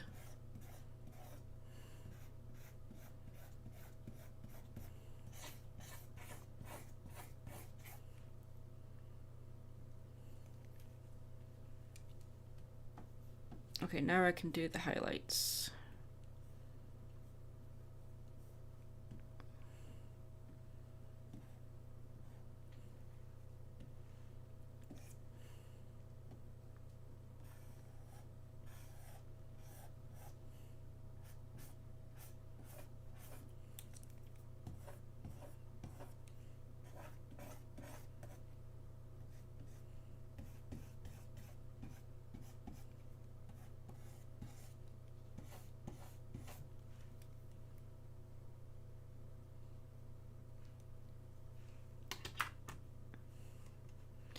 I think that works.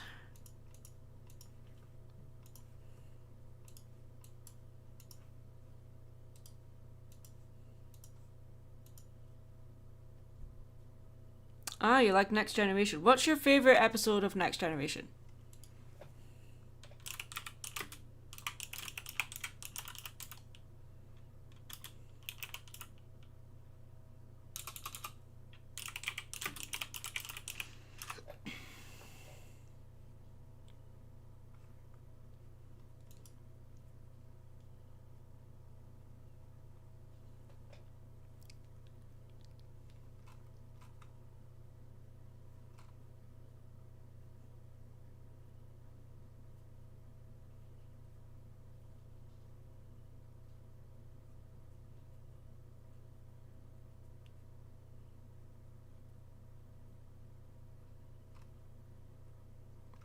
My favorite episode from Next Gen is Q Who. That's my favorite episode.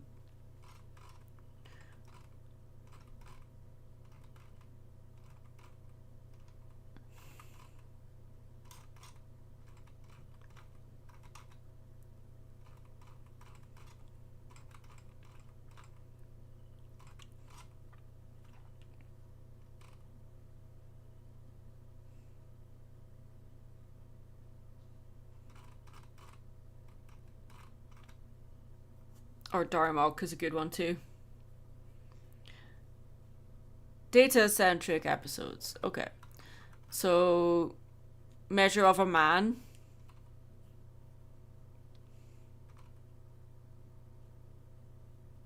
That, in my opinion, is my personal favorite Data episode.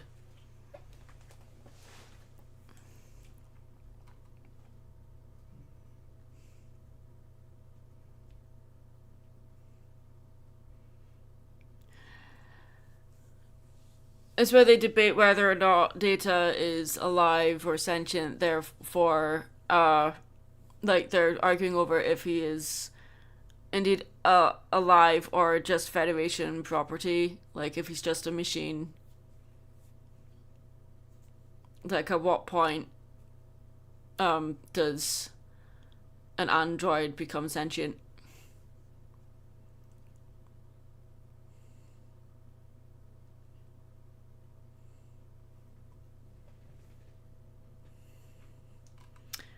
But anyway, I know not everyone's into Star Trek, so I don't want to alienate people.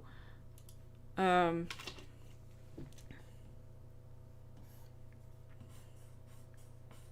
almost done with this. I'm just tidying things up a little bit here and there. Here, I'm gonna give her tongue a bit of a highlight. Oh, Fistful of Data is a fun episode, yeah.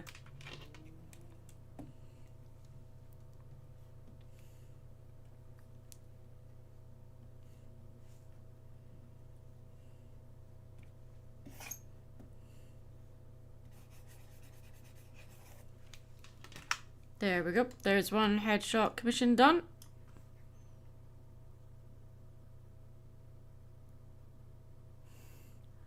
Thanks for hanging out, Frost.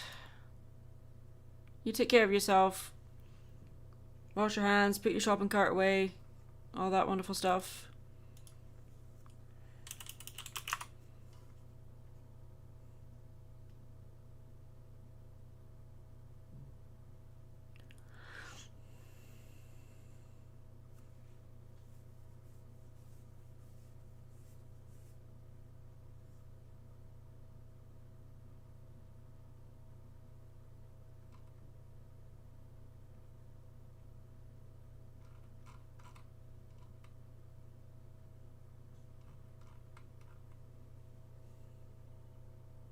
No, don't compliment the streamer. No, no, don't listen to him.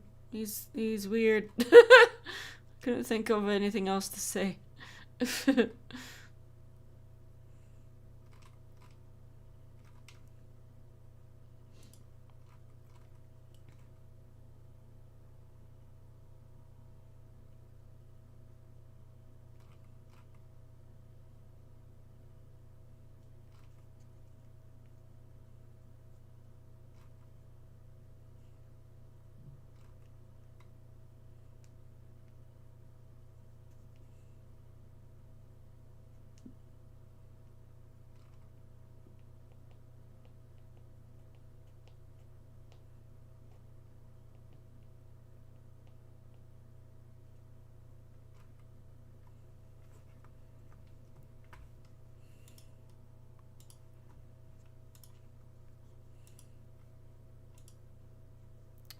Alrighty. I think we can end the stream soon.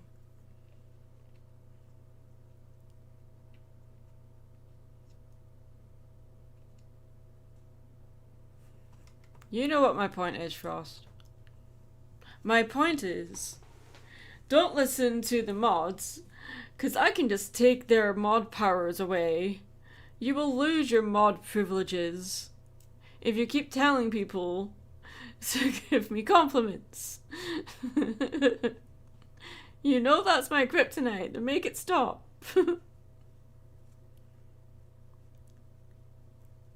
You have been lurking.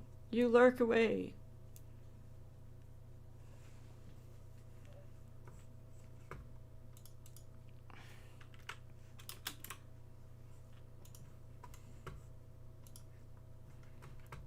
And then obviously save it as a PNG as well. Oh, look at that. Why is that like that? Okay, let's fix that. Gross.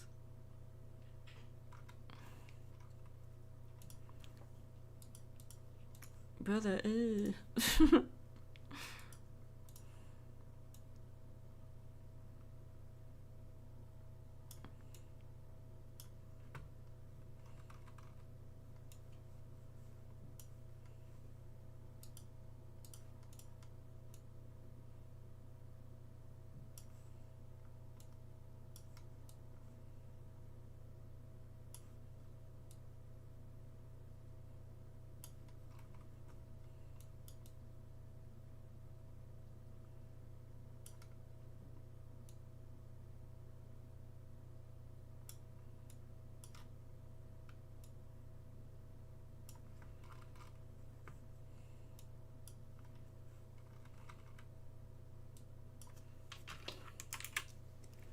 Have you ever heard of Heavy Metal Magazine? Yes, I have. It's a very famous magazine. I've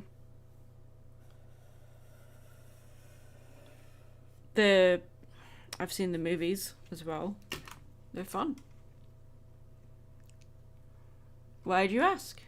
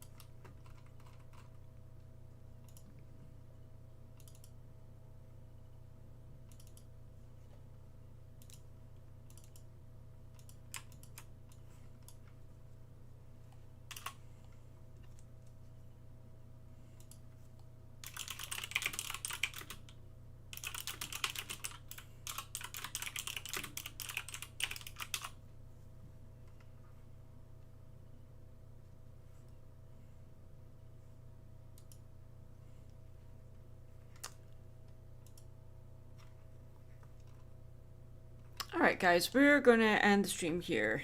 We got a commission done, so yeah, here we go. Thanks for hanging out. Yeah, I'm gonna go and get on with stuff and relax for the rest of the day. I'm Mad Munchkin, stay creative. Put your shopping cart away. Wear your seatbelt, wash your hands. All that wonderful stuff. Be kind to yourself. Be kind to each other, but also be kind to yourself. The latter of which is always the hardest thing to do in the world. So, yeah. Remember, you are a walking, talking houseplant. Take care of yourself. Stay hydrated. Blah, blah, blah. Alright, guys. Good night.